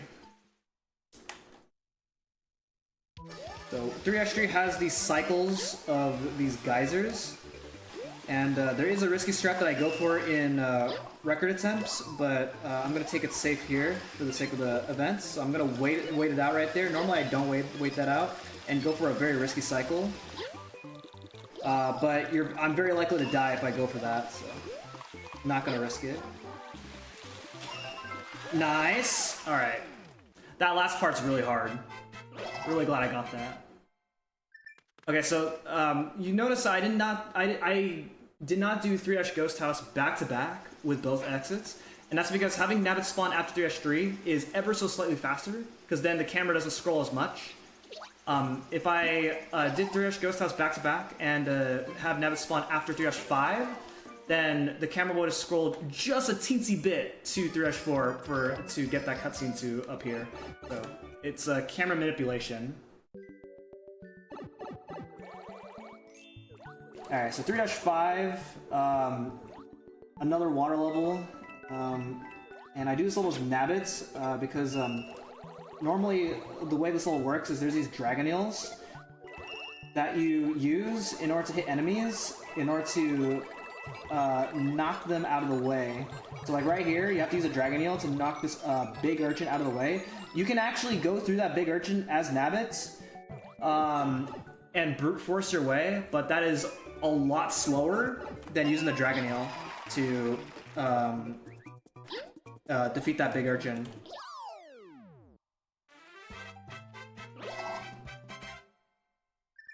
Alright, so now we're finally going to catch Nabbit in World 3. And this one is the hardest Nabbit to catch. Since I lost my penguin suit, I'm also going to try and get my penguin suit back in this level too, so let's see what happens.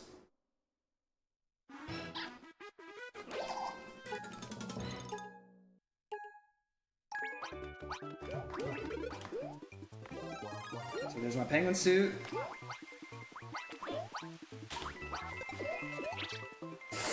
Uh-oh, hold up. Okay. If Nabbit is knocked down and he falls in the water, then you actually die with Nabbit. So that was actually almost really scary there.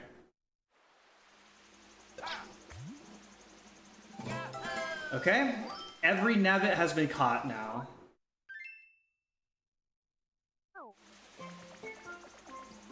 Alright, so now that we have the penguin suit back, we can actually save a few seconds in this level because there is actually a swimming section that saves time with Penguin Luigi.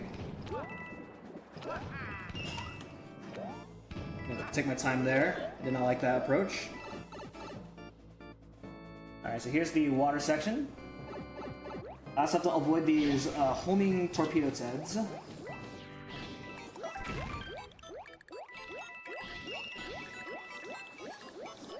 Okay. As you can see, you know, I wish I would have demonstrated that in 3-2, but you can see how much faster you swim with the penguin suit. Alrighty. Now it's time to fight Larry Koopa. Also, keeping the penguin suit is a good thing, because the penguin suit will allow us to save time in a level in Superstar Road later. Because you might notice we're actually going back to World 5, and we already did most of World 5, which means the last thing that we have to do now is go to Superstar Road pretty soon. And there is a level in Superstar Road where having the penguin suit saves time.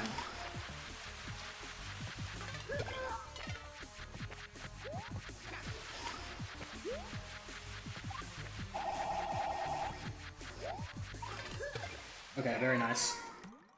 Okay, World 3 completed.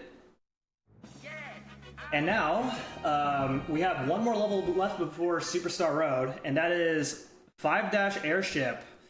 5-Airship is a really fun level because it is a 3-minute autoscroller. So, yeah, have fun. But it is the last level. It's normally the first level that you do before you get to World 5 in a normal route of the game. But because we skipped so much of the game earlier on, we are now finally making our way to 5-Airship. And this is the final level that we're doing before making our way to Superstar Road, which is World 9. As soon as I make my way back to World 5, then I will be taking the pipe cannon to Superstar Road.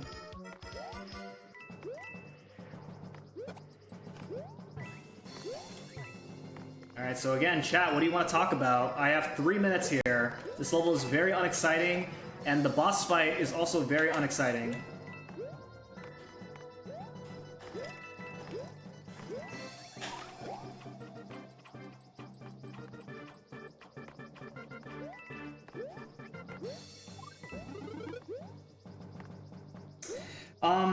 I am playing this level as Nabbit, because, well, I actually don't know why it saves time as Nabbit, but it does. I have not found a reason why it saves time, but for some unexplainable reason, this level does save time as Nabbit.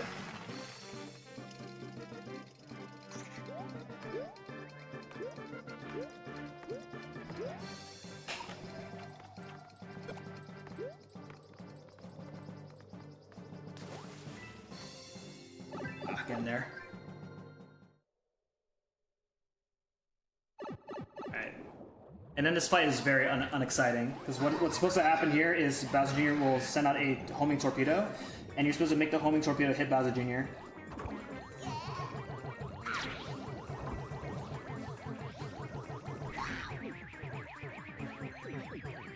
Oh, and then I guess something that's fun to mention is There's normally a long cutscene that's supposed to play before you do this level, but if you do 7-airship before 5-airship, you actually skip that cutscene.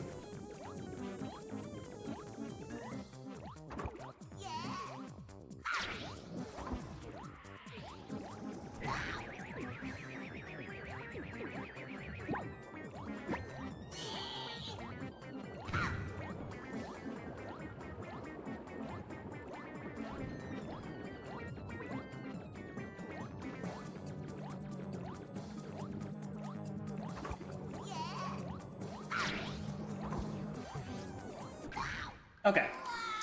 Alright. It's over.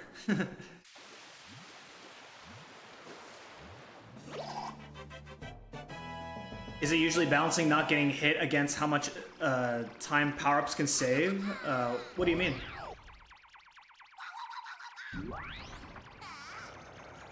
If you're talking about for this level specifically, you generally don't get hit in this level, even with Luigi.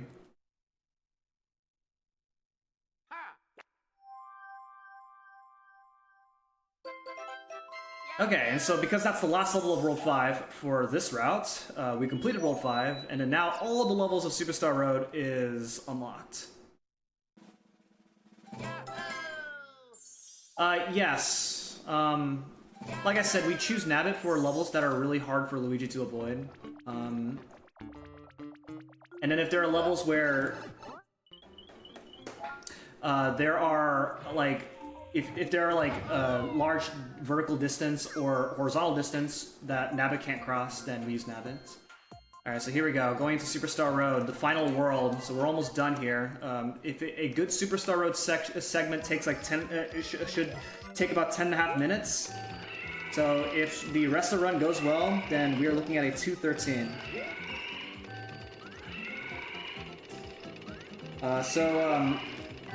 Starting off, now it is actually kind of normal for new Super Mario Bros. 100% categories to do the bonus worlds out of order,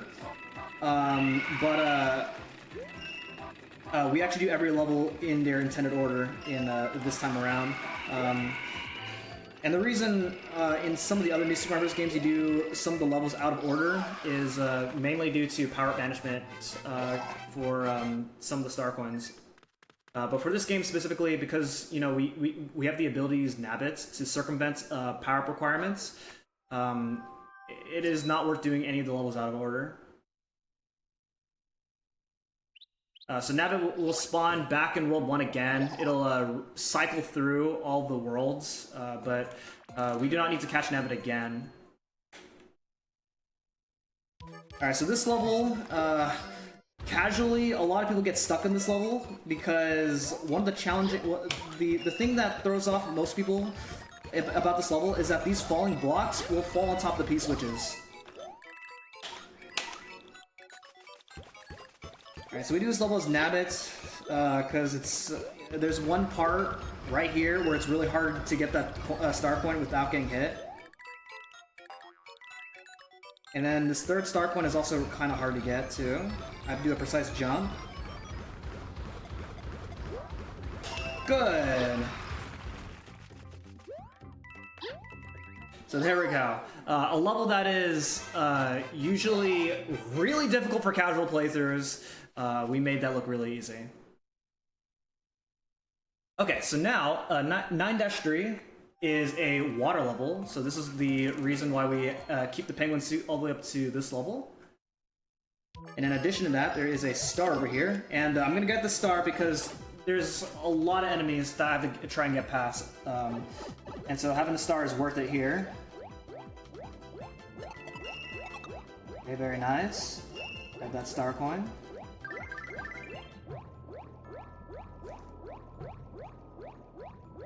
So you can imagine that if you don't have the penguin suit, then this level will be really long.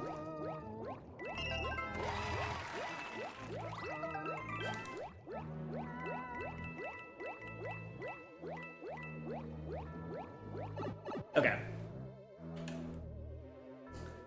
And since now we no longer need the penguin suit, I'm going to re-equip my acorn for 9-4. Made it. And 9-4 is another auto-scroller. This one's a vertical auto-scroller, so something that's worth noting with vertical auto-scrollers is objects can load before they show up on camera. Like, they can spawn a little bit above the camera. So, at some point, like towards the end of the level, I'm going to fly up to the exit pipe off-screen. Which is why I am playing this level as Luigi with the Super Acorn. So even though in normal circumstances equipping a Super Acorn loses about 3.5 seconds on the overroll, there is no other way to get a Super Acorn, and it's slower to play out this level without an Acorn. So. In addition, the next level afterwards, there are plenty of skips that you can do with the Super Acorn.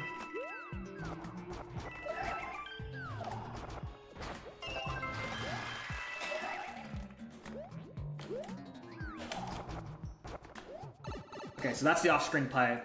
So,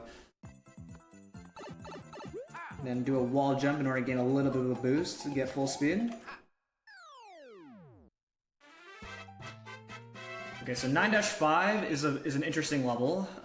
There are blocks that form, and normally you're supposed to like ride through the level, but we're gonna fly instead.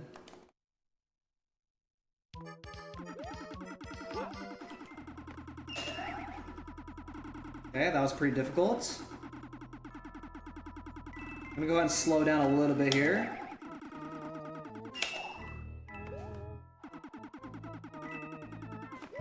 Okay, very nice.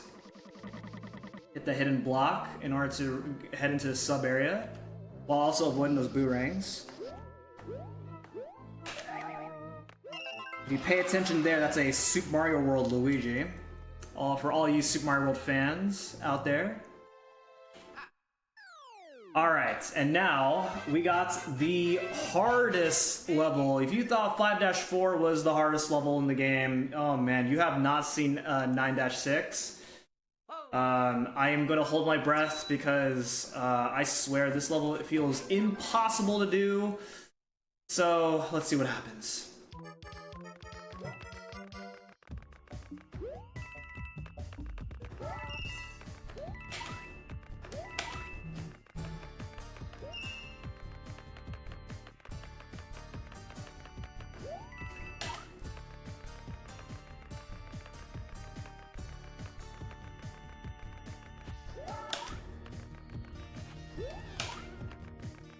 Yes! Let's go! I made it!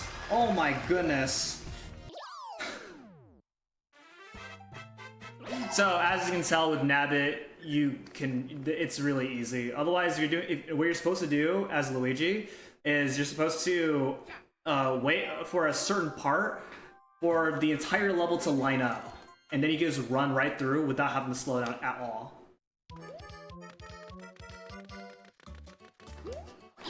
Alright, 9-7, we have to ride on Lakitu, the Lakitu Cloud throughout the whole level. You're supposed to get a Fire Flower in this level while riding the Lakitu Cloud in order to shoot down these fuzzies. And that's how you're supposed to get some of these star coins.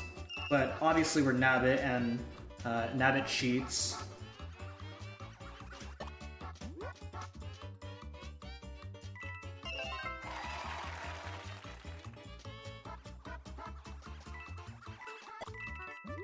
I am switching to different Lakitu clouds because these clouds do not last forever.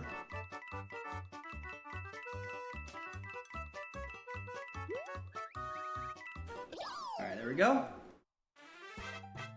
Alright, next up is 9-8. The title of it is called Impossible Pendulums, which probably means there's no way to beat the level. So let's see what happens here.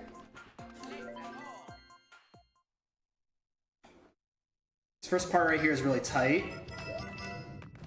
Oh, okay, nice.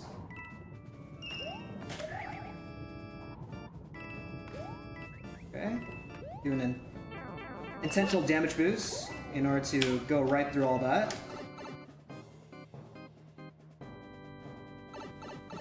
Hopefully I can get this third coin without getting hit. Can be kind of tricky. Good. Alright, we made the impossible possible. Okay, now, one more level. And this one is another auto-scroller. And there is something fun that we can do in this level here.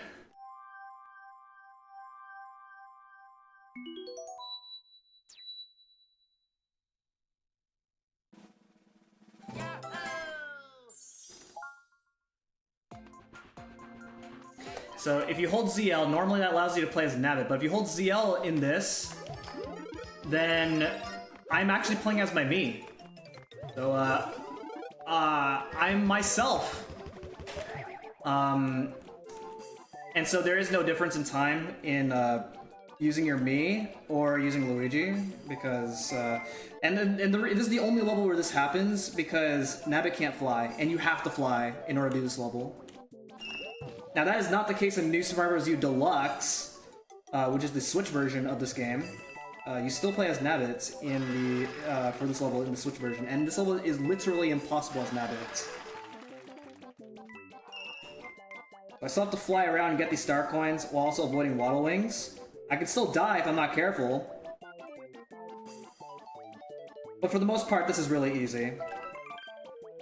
So, yeah, with that, like I said, thank you to the LTC organizers for letting me showcase this game and category. This is a very crazy category. Also, fun fact, you can actually look right through that picture. And that's it.